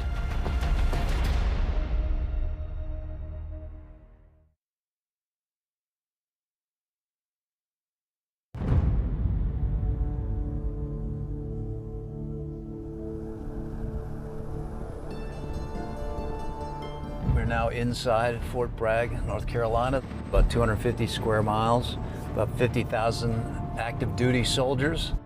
Fort Bragg is a city unto itself, sprawling, relentless, and brimming with power. Soldiers here often call it the center of the military universe. And when Second Lieutenant Holly James goes missing, the U.S. Army mobilizes fast, launching an all-out search, working around the clock to find answers. Good to see you. Special Agent Al Diaz is the man in charge of the Army's Criminal Investigation Division at Fort Bragg. What do you remember when the news came out that Holly was missing? Just like any time a service member shows up missing, it's just that natural sense of concern. And then what we can do to help local law enforcement find her. Does it become 24 hours a day? Absolutely. I mean, you want to put as much effort and resources to it until you find the individual. Are they just missing? Did they succumb to foul play? Like, you just don't know. Fort Bragg sits like a fortress. At its heart is Womack Medical Center, where Holly worked as an Army nurse. With 13 access points in and out, CID's task was clear: reconstruct Holly's every step in the days before she vanished. Adam Armstrong is a special agent with CID. All right, so you get the call from the police about what was happening that afternoon. So when we get that, we'll immediately get a picture of her out so we can start working on the reward posters and all that. And then we start figuring out, okay, how can we start putting together elements to go out and start searching? Tell us where we're going. Right now, we're just heading back to the one side of base where Holly was last seen. Investigators learned that just 2 nights before she was reported missing, Holly had been seen at a late-night softball game on base. So this is the last place that she was right here on the right-hand side. So this was the 8th, 2 days before they discovered that she was missing. This is where she was. And so a sergeant first class had invited her out to come watch. And then after the game, she actually approached him. He actually helped out a lot. Played a big role in understanding the last time that she was seen. This is the last photo of Holly taken just before she disappeared. He said she was happy that night, bubbly, and just seemed to be in good spirits. With the cell phone analysis, and they were able to identify that she did leave the base and she did make it home. Something had happened to Holly. You just felt like you had to get here? Had to come. While Army investigators combed the base, Holly's father, Jesse James, launches his own search for answers. I had to get to Fort Bragg, so I had to think about how I was going to get sort of control of the situation. Your father was on a mission to try to figure out what happened to his daughter, to your sister. Absolutely. He was on a mission, and 10 seconds of hearing that his daughter was missing, he wasn't going to let it go, nor should he. Thinking about my grandfather dropping everything to fly to Fayetteville and find her, that's a man who loves his daughter. And it shows how loving and caring he is and how deeply he loves his family. The thought occurred to me that I'm going to go to the bank and see if she had any charges on her checking account or credit card since she disappeared. And I got up and drove over to the bank. I said, are there any recent charges in the past day to her credit card or her checking account? A bank attorney confirms that there had been activity on Holly's account, charges dated the very day she vanished. So there was hope. Oh, let's see. I walked away stepping lightly, as quickly as I could, called Detective Locklear, and he almost hung up on me. He wanted to call that bank to get a warrant to get the checking account information. But to Jesse's disappointment, what seems like a promising lead goes nowhere. It turns out those transactions were older ones, charges that had only just been cleared. Took all the wind out of me and was right back where we started. Desperate for answers, Jesse comes here to Holly's workplace at Womack Medical Center to try to retrace his daughter's footsteps. Yeah, so this is where she was, huh? It is where she was. The morning after I got here, I just walked in and introduced myself, and I could just feel a shockwave go through the unit, you know, because they were experiencing it just like we were. She loved these people, and she loved the people she worked with. I could sense a presence here of Holly. I could see her just running the hall. She never walked slow. I could see her just rushing through these hallways, and I could feel that. And I thought, I just might be putting my feet where her feet were. And that affected me. Days into the investigation, there is still no sign of Holly.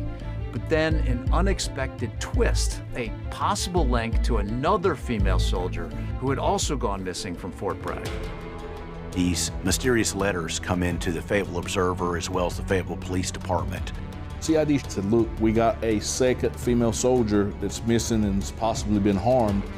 We wondered, could this be connected to Holly's case? Are we dealing with a copycat here? A disturbing letter, marked with a chilling symbol. And there it is on that mirror in the lipstick. And could there be a connection to Holly? I'm like, I don't know, this has never happened. It's like something we see in a movie.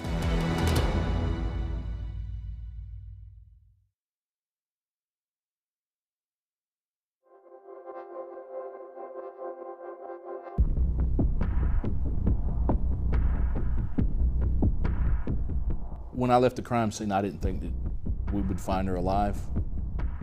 Summer 2008, Holly Lynn James has vanished. Teams of investigators search for clues in a burned-out apartment near Fort Bragg Army Base. But it turns out Holly's not the only female soldier in the area to go missing that June. Yeah, right at the same time, there's 2 different investigations, also with soldiers, also females. It's 2 females now. Both are in the military, and both of the situations are nothing about them is normal. It was getting interesting here at the Fayetteville Police Department. About a month before Holly disappeared, another female soldier from Fort Bragg went missing. The police got a call saying that there was a strange odor coming out of this hotel, and that took a chilling turn. A deceased person was located inside room 143. She was dressed in a bathing suit, almost as like she had just left the pool. And then when the maintenance guy found her, the water was still running in the bathtub. She was submerged in the bathtub, and so there was water everywhere. There was actually a towel along the bottom edge of the door, so whoever had done it was thinking ahead. And so that way the water couldn't get out to alert anybody. This room had been rented to a Megan Tuma. Megan was a soldier, an active duty soldier. 23-year-old Megan Tuma was a dental specialist who had been with the Army for 5 years. Her body was found in a hotel room June 21st. She was 7 months pregnant and may have been dead for days. Megan Tuma had newly transferred to Fort Bragg from a military base in Germany. She was supposed to go to work, and she didn't show up for work. They did not notice that she was missing. She's found on the 21st of June. The last time she was seen, I believe, was 15 June, and so there's about a 6-day gap. And then the hotel that she was staying in off post, she had one of those do not disturbs on. And so that's why she was in there for a lengthy time without anybody coming in. So she was in an advanced state of decomposition. Some evidence of a struggle, some of what we believe to be light blood transfer on the wall. So she was murdered in that hotel. The autopsy revealed she had been strangled. We flipped the switch in and it went to a homicide investigation. There was something else in the room though that made us really suspicious. The mirror outside the bathroom had a very large insignia drawn on it in lipstick. That insignia that was drawn there was the zodiac sign. A couple of days later, we get a letter through the mail from a person purporting to be somebody who is reenacting the Zodiac murders from the West Coast. From 1968 to 1974, several newspapers in the San Francisco area received a series of anonymous letters from the self-proclaimed Zodiac killer who claimed credit for up to 37 murders. The 2007 movie Zodiac put one of America's biggest unsolved murder cases on the big screen. It's unsigned except for a symbol. Is it me? Or does that look like a gun sign? A letter has surfaced claiming the murder is a work of a serial killer. Good morning, Robin. That letter certainly has gotten everyone's attention. In a twisted case with very few leads, police have been forced to pay particular attention to this letter sent to a local newspaper. The writer signed the letter with a symbol made famous by the infamous Zodiac killer of the 1960s. The Fayetteville Observer received a letter, and this is what the letter said. I am responsible for the dead body that was found on Saturday, June 21st at 11:30 in room 143. I confess that I have killed many times before in several states, but now I will start using my role model's signature. We were sitting down in a meeting with CID about this exact letter when we got the call to go out to Holly's apartment. We were like, what is going on here? It's like something you see in a movie. The guy's trying to communicate with the police by way of mail.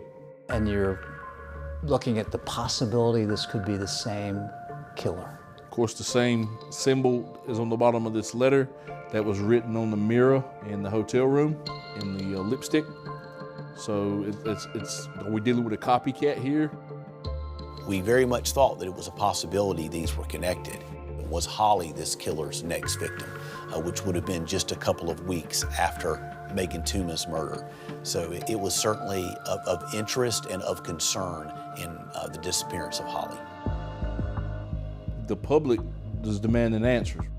Now people are making phone calls. They're calling the chief, the city council. Hey, is there a serial killer in Fayetteville? But as investigators dig deeper into the Megan Tuma case, they begin to question that serial killer theory. Detectives are able to uncover evidence that her murder might have been a highly personal one. And the trail leads to someone very close to her. She had began a relationship with an individual and she had become pregnant as a result of that relationship. Well, it turns out he was married. He was in the military on the same base in Germany that Megan was assigned to. And we did a search warrant on his house, and you wouldn't believe it, he was actually actively taking a crime scene class at a local college here in Fayetteville. Authorities begin to close in on the man that they think might be responsible for Megan's murder. And in that parallel investigation, detectives also uncover evidence that Holly's disappearance also might not have been random, that it too could have been a highly personal crime. It was obvious that something terrible had happened to Holly, and we were fairly certain that it was someone close to her that had done it. Could a woman connected to John Wymunk with a possible grudge against Holly be responsible for her disappearance? She was a threat? She was a threat.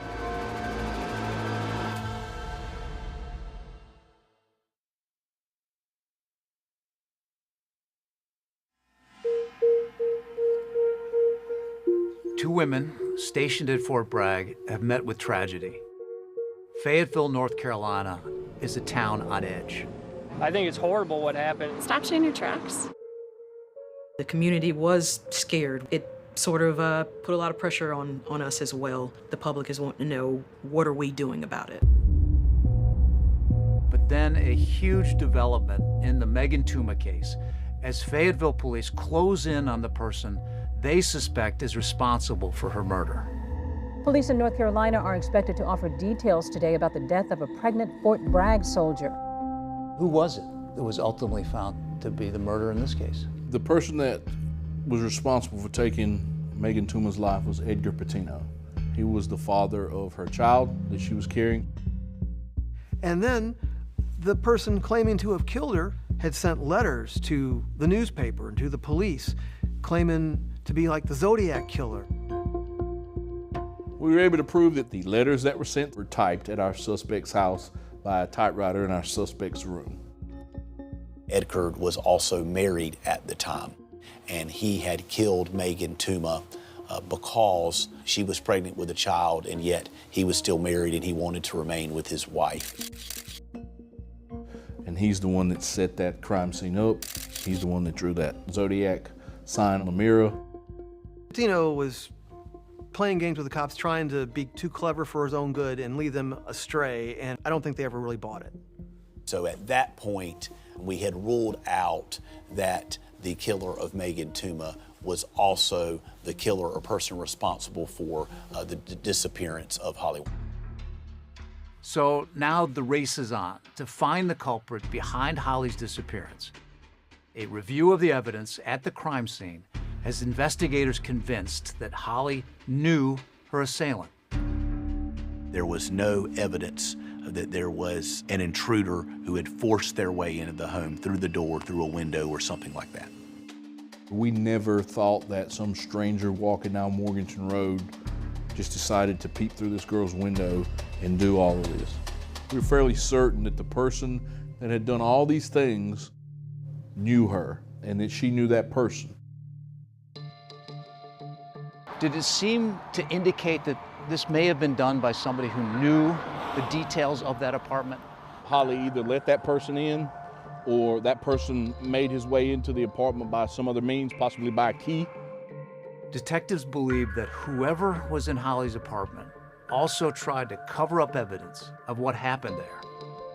We found actually a carpet cleaner, and we tested that carpet cleaner, and it tested positive for blood on a preliminary test. Just from what I'd seen, the reaction we got from the luminol, the amount of carpet that was cut from the floor in the bedroom, the bed sheets and clothing and stuff had been taken off the bed. All those were indicators for me that there had been at least some measure of crime scene cleanup that had tried to take place. Whoever did this might have tried to cover their tracks, but that crumpled letter was left behind. It appeared that whoever wrote that note was inside the apartment when this terrible thing happened to Holly, but it does not identify who they were or what their relationship to Holly was. The person that wrote this letter is the person that tried to burn that apartment, which is the person that knows where Holly's at. That's the way I was looking at it. At the time of Holly's disappearance, we knew she was going through a tumultuous time in her life. As investigators look into Holly's personal life for clues, they learned that about 8 months before she went missing, Holly had filed a request for a temporary restraining order against an ex-girlfriend of her husband named Lindsay. In the filing, Holly alleges that for 18 months, the defendant has continuously posted pictures of herself and my spouse on the internet with comments directed at me and claims I have changed my phone number 6 times. Holly would always call Lindsay John's little girlfriend. I think there was a lot of yelling, a lot of swearing. Holly was getting exhausted because of the bombardment. I think she was just at the end of her rope. Lindsay denied harassing Holly. In fact, she tells investigators Holly was the one harassing her, and she was never served with Holly's request for a restraining order. She was considered a threat. That's why we wanted to look at her, because we had to consider her. But when investigators talk to her, she denies having anything to do with Holly's disappearance. They also discover she had an alibi on the date Holly disappeared. What did she say? She provided a full breakdown of her timeline leading up to the disappearance of Holly. She was not in Fayetteville the night Holly went missing. So there was no evidence whatsoever to charge her for what happened to Holly? She had no criminal culpability in this at all. While Lindsay is fully cleared, investigators say she provides them with some revealing information about John Wymonk's activities the night of Holly's disappearance. She actually told us about a phone call that she had with John, and John said that he was actually on his way to Fayetteville. So that was a key piece of evidence for us. When she called him, he was like, I'm on my way, I can't do this anymore. Why would he reveal this to her? That's what we had to look at. As investigators learn more about John Wymonk, they decide to bring him in again to answer questions about his wife's disappearance. I'm at the point where I have no idea what's going on, okay? This is my wife. What the what's up with my wife? That's what we're all trying to find out. And a shocking discovery in the middle of nowhere will bring yet another Marine into the frame. Guess where I just come from? There's soot and dirt on my shoe. Why do you think there's soot and dirt on my shoe? How am I supposed to believe anything that you say?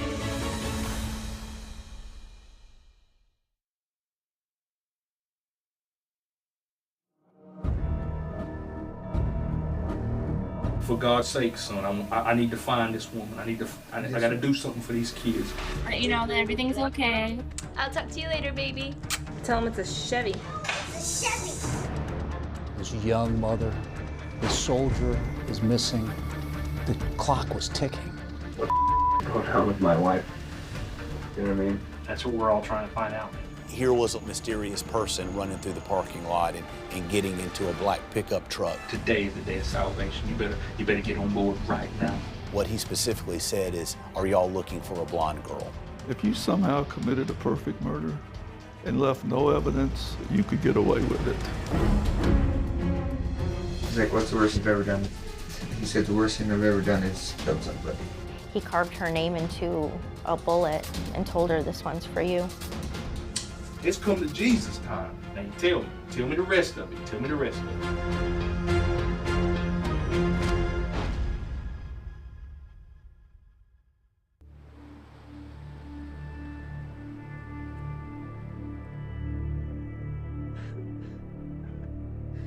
For many years, I woke up at 4 a.m., went to the basement so I could cry, and called out for my daughter. When I had contacted you, I had no idea it would be so complicated. You stole my daughter from me.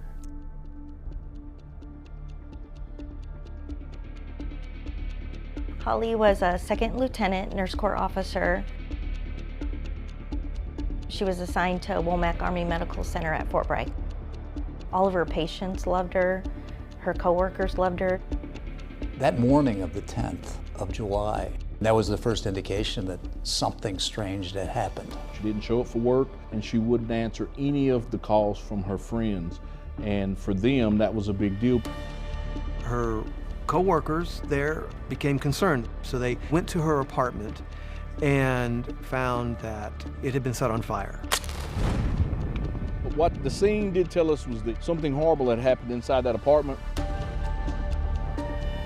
You just don't know the full extent of what has occurred, but you're also kind of afraid of what you might find. Your father was on a mission to try to figure out what happened to his daughter. He was on a mission and he wasn't gonna let it go. I was living like in two different worlds, I think. One believing that she's alive, another that she's dead. So this young mother, this soldier is missing. The clock was ticking. There's a lot of pressure on us. It had been 3 days since Holly James had disappeared. Police had taken a close look at John Wymonk's former girlfriend, but investigators discovered that she had an alibi for the night Holly went missing and was nowhere near Fayetteville. What was her demeanor when you were talking to her, investigating? She was scared that she had been drawn into this mess. She was ruled out as a suspect in the investigation, but she had provided information that was helpful. Investigators say the former girlfriend is able to provide them with an inside look at the relationship between John and Holly. They had been married for approximately a year, but towards the end of this 1-year marriage, it had become rather complicated between them.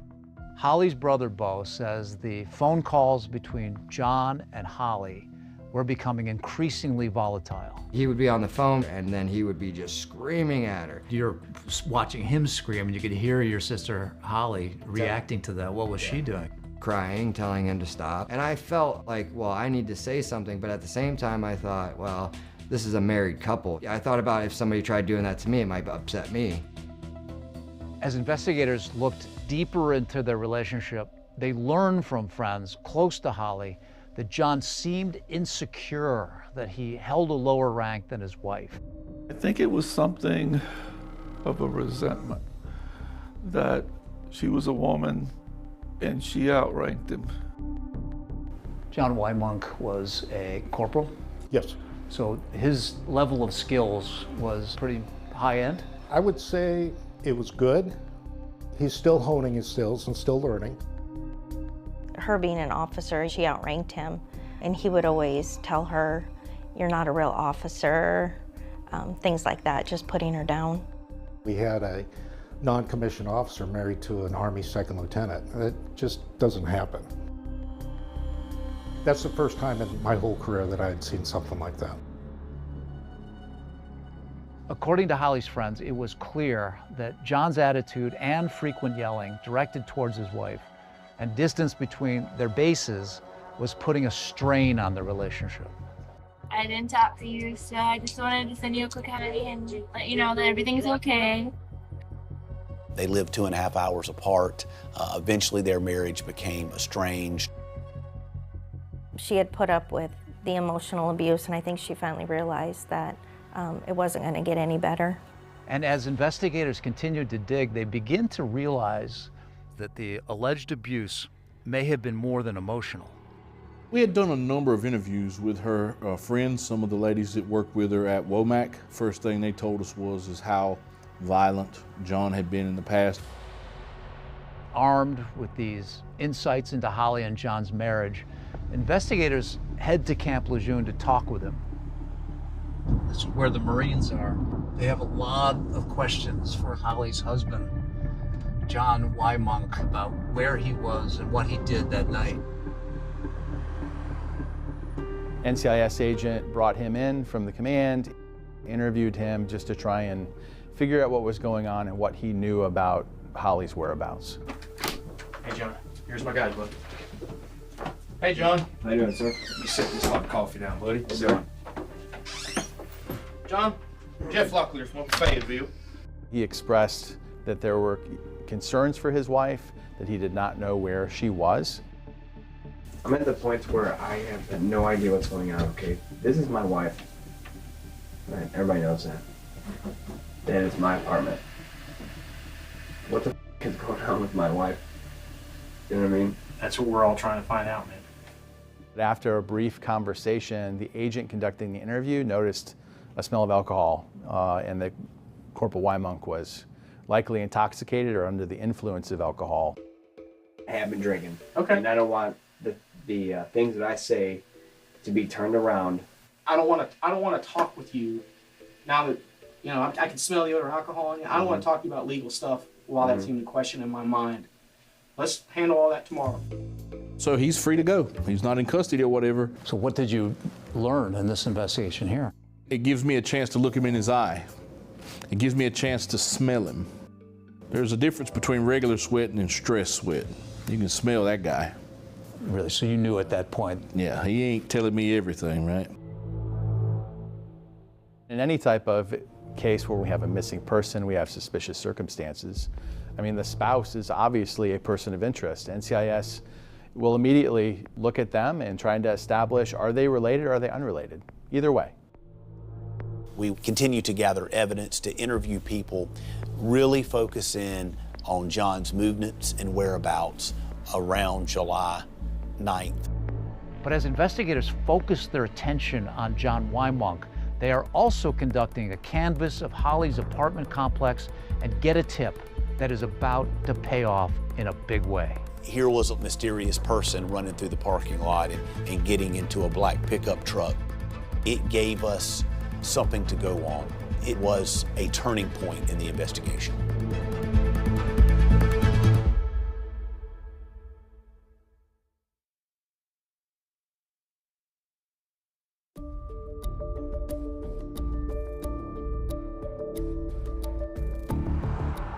As investigators continue their urgent search for any leads linked to Holly's disappearance, they get their first big break in the case at her apartment complex. We began interviewing neighbors. Did anybody see anything? Did anybody hear anything?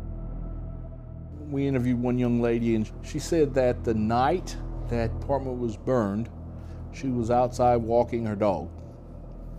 And she said that she saw a guy running through the shadows. She said he was purposely trying to stay in the shadows, and that he had dark clothing on, and that he was a white male. She did distinctly remember him running out to a truck. It gave us something to go on. Investigators talked to anyone involved in Holly's life to find out more details about that truck and who it may have belonged to, including at Camp Lejeune, where she often spent time with her husband. As the police canvassed and interviewed people at Camp Lejeune, they found out that a young Marine named Kyle had been asking around about borrowing a pickup truck to help a friend move some things, and that was in the time period that Holly had disappeared. Kyle is in fact Lance Corporal Kyle Alden, and investigators discover the identity of the man who he said he was helping to move. It was none other than Holly's husband, John Wymonk. This became a very important piece of information, so we wanted to talk to Kyle and see if we could connect the dots. Hey, buddy. Hello, sir. Hey, I'm Locklear. Alden is brought in for an interview at Camp Lejeune with Detective Jeff Locklear.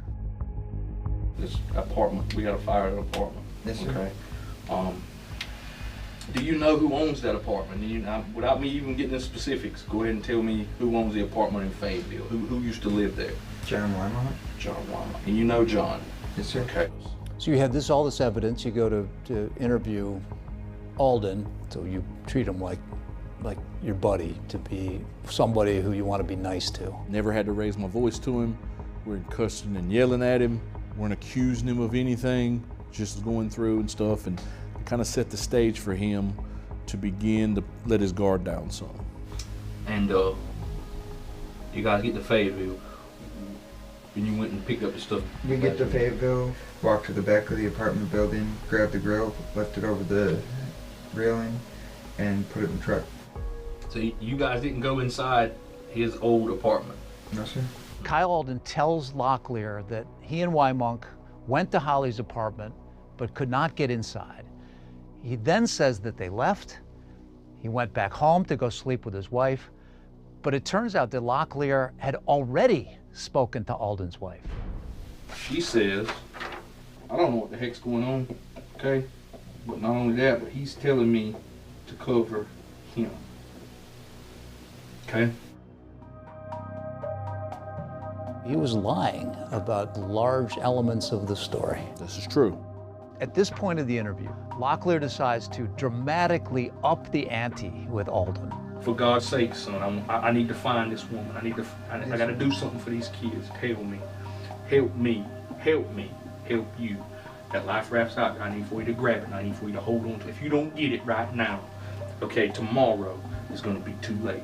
Yes, sir. I'm telling you, for God's sake, son, tell me. Tell me. Tell me. Now's the time. Yesterday was history. Yes, sir. Tomorrow's a mystery. Today is what we're dealing with. Today is the day of salvation. You better get on board right now. Yes, sir. He seems to be holding back. We think he knows more than he's telling us. Did John hurt Holly? I have no idea. Do you think John hurt Holly? Kinda, but I hope not. I do too. I would love for Holly to call me right now. That ain't gonna happen. But as Detective Locklear is turning the screws on Kyle Alden, the interview is suddenly interrupted. And somebody came and knocked on the interview door. Go outside and talk to the boss a minute. If somebody's stopping the interview, the building better be on fire. but somebody did. A 911 call has come in from a forestry service in nearby Onslow County. Hey, what? Yes, you heard me right. That could lead to happiness or heartache. What he specifically said is, are y'all looking for a blonde girl?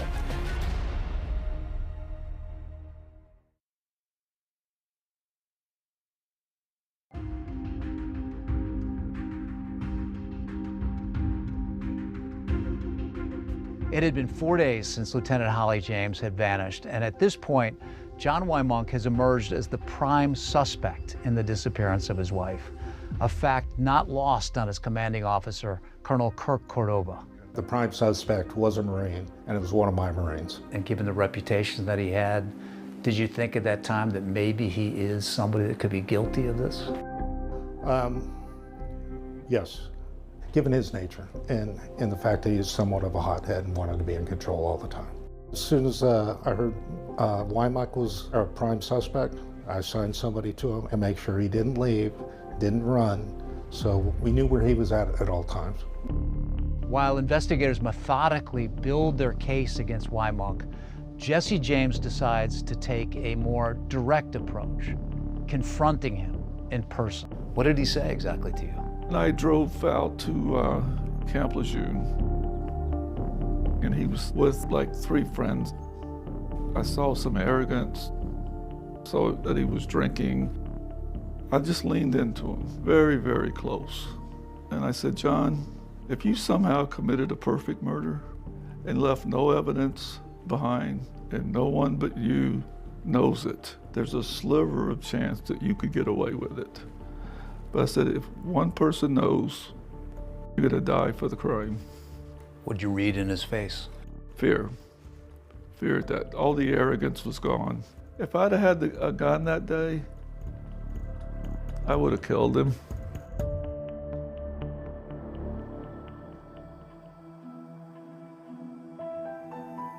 I want you to tell me what happened. I gotta find Holly. For God's sakes, where's Holly at? I do not know. Okay. Police continue to try and chip away at Wymunk's fellow Marine, Kyle Alden, but if he knows anything about Holly's disappearance, he's not giving up the goods. Investigators knew he wasn't telling the truth and that he was hiding something. He was stonewalling the investigation. Oh yeah. I was surprised that he could hold out as long as he held out. So he was in the middle of an interview, and suddenly some information came in that something was found at this field about 15 miles away from Camp Lejeune. NCIS received a phone call. What we discovered was that the North Carolina Forestry Service had responded to a fire in a wooded area in Sneads Ferry, North Carolina. So when those guys got to the scene and they go over there, it was pretty clear that there's a body in a shallow grave that looks like someone has tried to burn. They put the call in to the sheriff's office. We down here on this fire. We need sheriff's department down here for possible burned up body. Did what? Yes, you heard me right. When they called you, they knew it was a body. They said, we believe we found a burial site, and this might be the missing female from Fayetteville. What he specifically said is, are y'all looking for a blonde girl? And obviously, that hit really close to home. It was a sad day in that we knew what had ultimately happened to Holly. The authorities shifted their focus here to Sneads Ferry, North Carolina. This is about 130 miles away where Holly was living in her apartment, only about 15 miles away from Camp Lejeune. If you were looking to hide a body, it would be a good place to do it. It's a very remote spot. We drove out there to the crime scene, to the burial site. You saw a body there, a burnt body. I saw human remains rolled up in what appeared to be an air mattress. There was a hatchet in the burn pit with the remains. I saw a number of knives that looked like they came out of a butcher block. Were those the ones that were also identified that we saw in the pictures inside her apartment that day when when it was found out that she was missing. Right, so those knives that were found with the body matched the style, make, and type that were missing from Holly's apartment. Best way I could explain it to you is it was an oval-shaped 6-inch hole in the ground, long enough, to place her body. So she was not buried, she was just laid there for the fire. And then how did they ignite it? Gasoline. Just poured it all around the area. Jesse James is at his son's house at Camp Lejeune when a detective from Fayetteville Police calls him with the news. And of course I said, let's go. I'm going out there, to see the remains.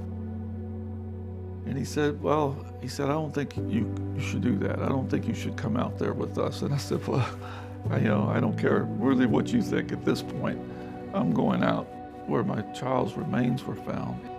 And he says, well, let me just try to make it a little clearer. There isn't much to see. He said the body had been burning for days. I know that when it came to finding her, there was a lot of love poured into it, and that is something that I really appreciate, that people who didn't necessarily know her still felt the need to find her and loved her as deeply as they did. An autopsy would confirm that the dismembered remains found in the pit were Holly's. The cause of death was a single gunshot wound to the head. During the initial crime scene process, one of the things that kind of stood out to me was a small hole in the closet door of the master bedroom. I didn't know why, I couldn't explain it.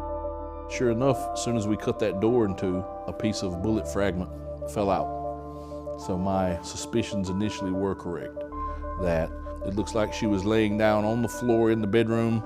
The round was fired into her head, it exited her head, it hit the concrete floor, ricocheted up, and rested in the closet door. One of the critical pieces that you need is the physical body of the person that was killed, and we had that now. And so the first thing we wanted to do is go talk to Kyle Alden again and ask him what really happened that day. But would this tough Marine finally crack? It's come to Jesus time, all right? But you can't get forgiveness unless you ask for forgiveness. You better get it out right now.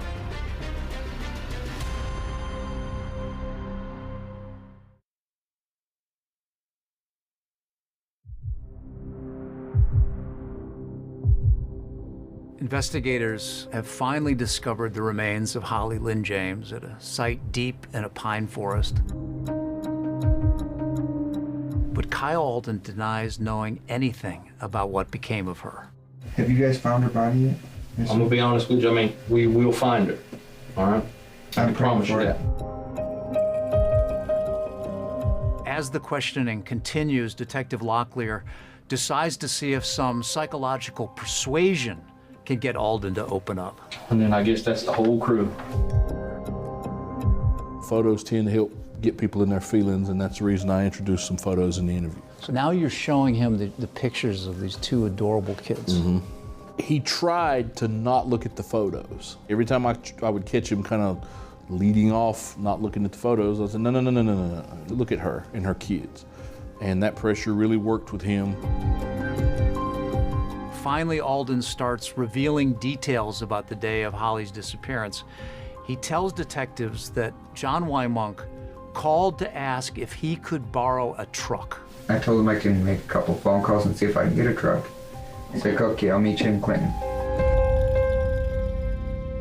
What is this? Kyle Alden and John Wymonk stopped at a Shell gas station in Clinton, North Carolina, which is about halfway between here and Camp Lejeune. And then we go into the gas station. He's like, you want something to drink? It's like, okay. And then we go back outside. We talk a little bit. He's like, what's the worst thing you've ever done? He said, the worst thing I've ever done is killed somebody. What do you think he means by this? I do not know. I did not want to know. What else does he say? He's like, you can't say anything about this, but I need your help doing something. Okay, and did you ask him what he means? No. Are you worried at this point? I'm kind of worried. I'm kind of hesitant. What could he have done? Why does he not want me to tell anybody? The dam's beginning to break, right? The information's beginning to come forward. Alden says they leave the Shell station, and about an hour later, the pair reaches their destination, Holly's apartment in Fayetteville. Here, Alden changes his story, now saying that the two did, in fact, go into the apartment. You both get out of the truck.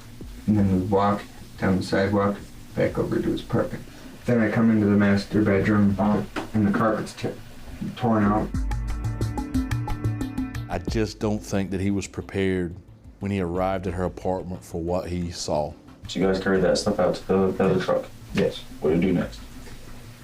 We go back in for the blue bag thing, and then we just pick it up and carry it. How much did the bag weigh?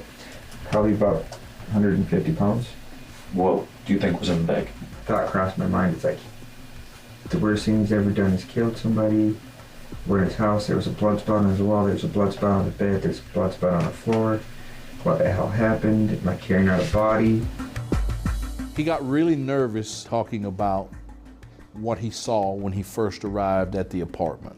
His carotid artery, you can watch that in a person, and when they really get nervous, it's almost like there's a little small green tree frog right in their throat. It's just throbbing. We drive around for a little bit, and then he says, hey, we need to go to Walmart's. Then a brazen act is caught on video. When they got to Walmart and parked, they actually went to the bed of the truck, picked her body up, took it, put it in the cab of the truck, closed the door, locked it, went inside and shopped. We grabbed 2 jugs of Shell oil. They pay for the items at the register and head back to the truck. They then came back out and removed her body from the interior of the truck and put it back in the bed. We retrieved that video. That was a really key piece of evidence for us that they had the callousness to do that. Alden says the pair then head back towards Camp Lejeune, stopping along the way to pick up Wymonk's car. And then from there, they each drive to a secluded spot. So what happens? Then I continue to put the bags in the tote in the trunk, the big bag in the backseat of the car, and then I take off. Alden says he then continues home, solo, and that was the end of his involvement. Is there any details that we missed this time? Not that I can think of right now. But Detective Locklear has a hunch that Alden has more to tell. Could bringing him back for one more day of questioning finally break the case fully open? The next day, when I walked back in that interview room, I had my chest poked out and my tail feathers were high because I was armed with information that I didn't have when I first went in there. And I let him know it. Guess where I just come from? There's soot and dirt on my shoes. Why do you think there's soot and dirt on my shoes? I have no idea. I went where Holly's at. You have been lying to me since we met one another, right? But I don't understand why. Sensing that Alden is still holding back, Detective Jeff Locklear, who happens to be a preacher's son, invokes a higher authority. It's come to Jesus time, all right? But you can't get forgiveness unless you ask for forgiveness. You better get it out right now. Now you tell me the rest of it. Tell me the rest of it. Will that appeal get Alden to see the light? Will he finally tell the truth about what really happened to Holly? I tell him,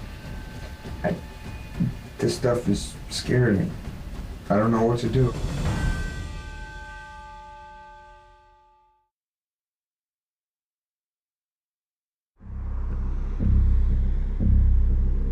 In the NCIS building at Camp Lejeune, it's been 3 long days of questioning for Marine Kyle Alden.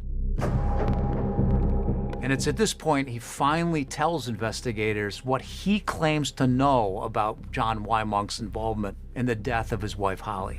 He called me, it was around 6:30. He said that he'd been there all morning and all afternoon. He said, I killed her.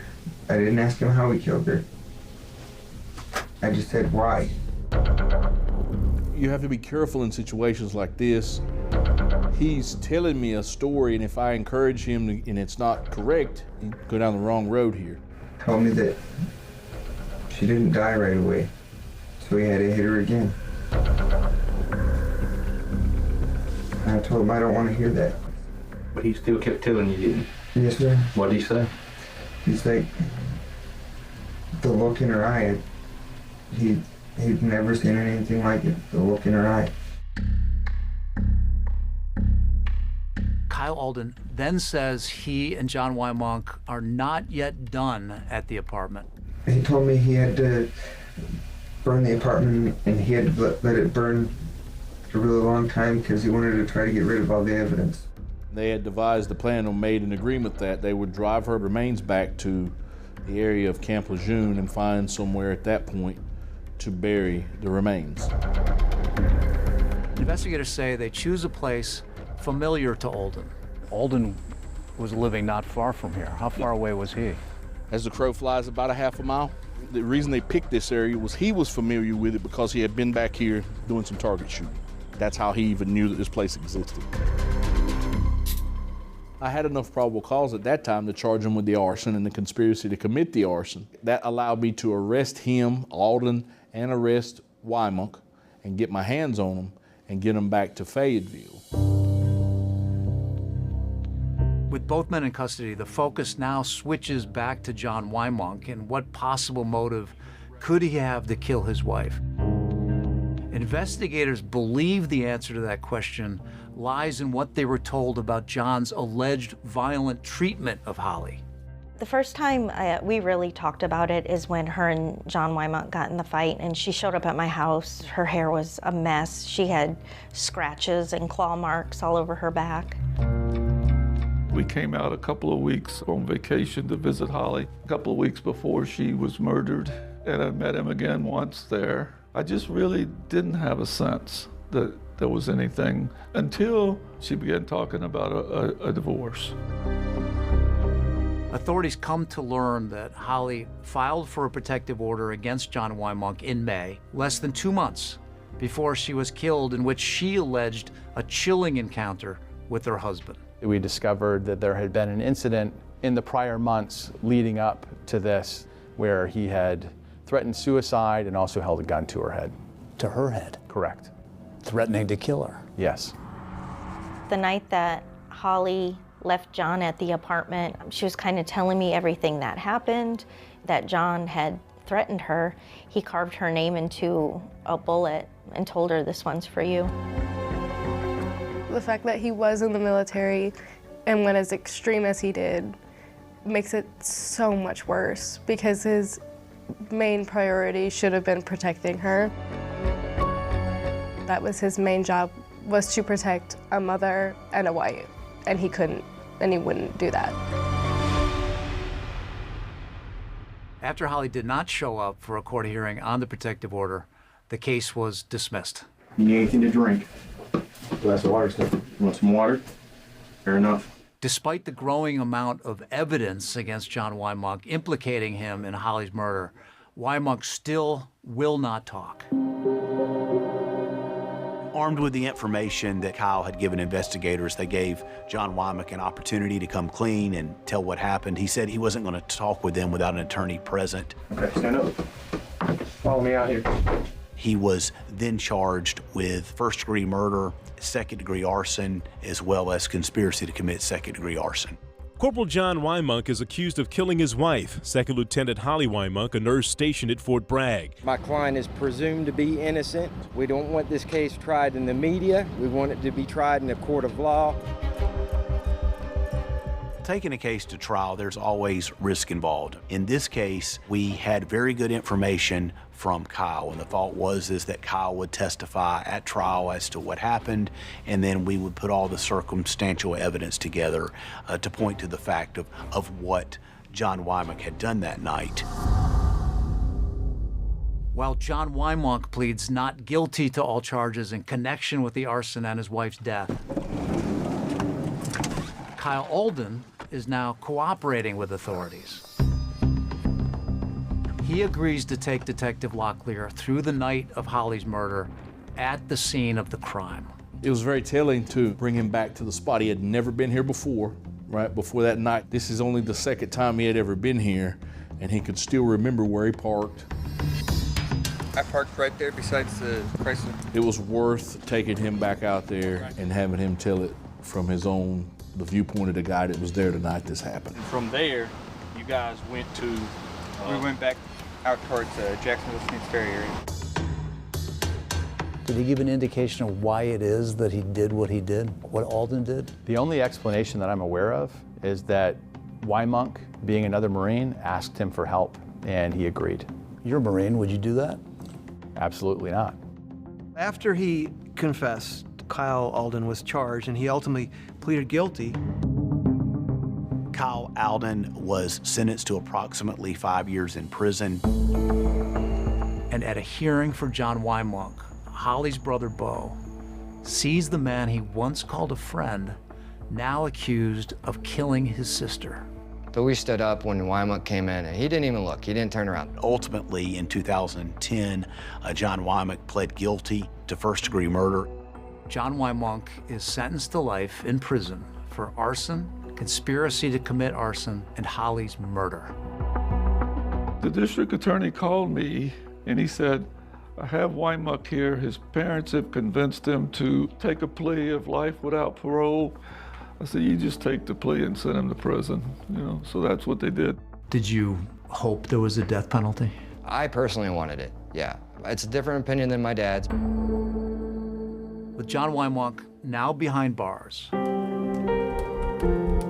Jesse James still has questions. Did you expect he would write back to you? Will this father finally get answers from his daughter's killer?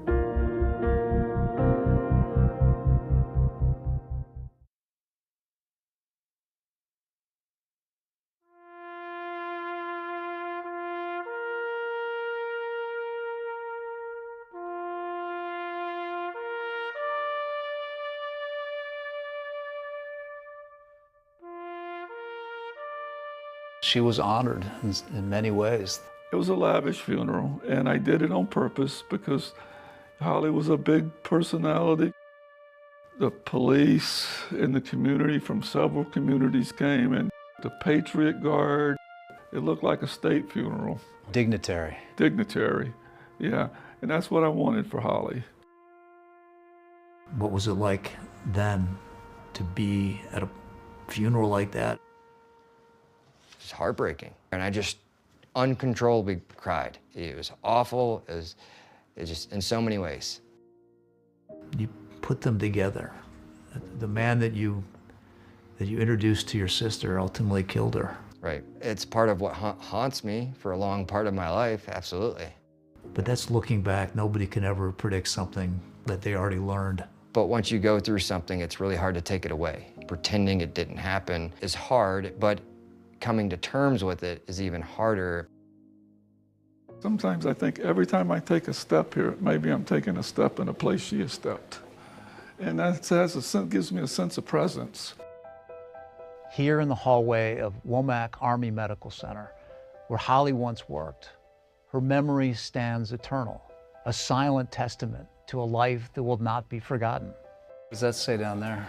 In memory of 2nd Lieutenant Holly James, for her joy, her service, and her support of mothers and babies. Well, she was loved. Yes, she was. The pain of losing a daughter never fades, and neither do the unanswered questions. So after all these years, you still want to know more? Yeah, I'd like to know more. Recently, Jesse made the difficult decision to reach out to John Wymunk, the man who murdered his daughter, through an online prisoner website. John, both my son Jesse and I carry no anger toward you, but only grief for the loss of Holly. The level of grief we carry leaves no room for you. To my surprise, I did receive a response to my letter. The response goes like this. Thank you for reaching out to me. You are entitled to answers to which I will give them to you as best I can. I hope this will provide some closure for all parties involved. Did you expect he would write back to you? I thought he would. It took a long time, and the return letter went into the things like, yeah, we need to talk. But rather than taking responsibility, Monk outlines a process centered on his own terms and not on the needs of Jesse. Even in that letter that he wrote, there's no apology. He does not care about what he did. He only cares about what's happening to him. You are now communicating with the man who murdered your daughter. If you were to talk to him in person, would that be something that would be somewhat helpful to you? I think being in the same room would have a negative impact on me. John, I can assure you that I have no interest in engaging in restorative justice or any sense of closure with you. How could you possibly restore 17 years of life without Holly? I've fought to live a life of joy because I didn't want to be a victim of John Wymuck too. So you've never been there? Never been there. Would you want to go there? At this point, I think I would like to do that.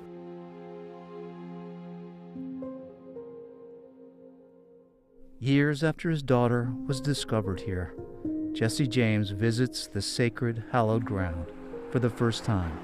Not just to face where Holly's body was abandoned, but to honor her memory. Well, not only for myself, but I'd like to represent my family and her friends that did not get to see her again.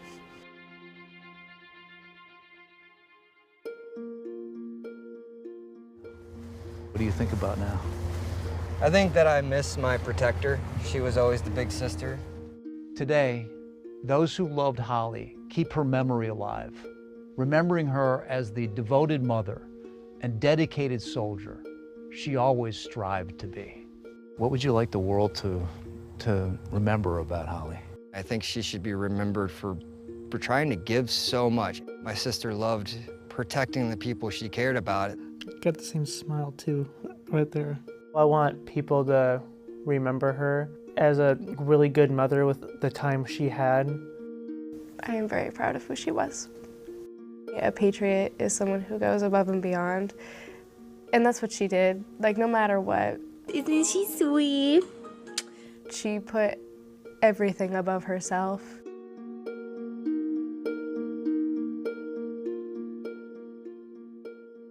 And I don't think there's anything more patriotic than that.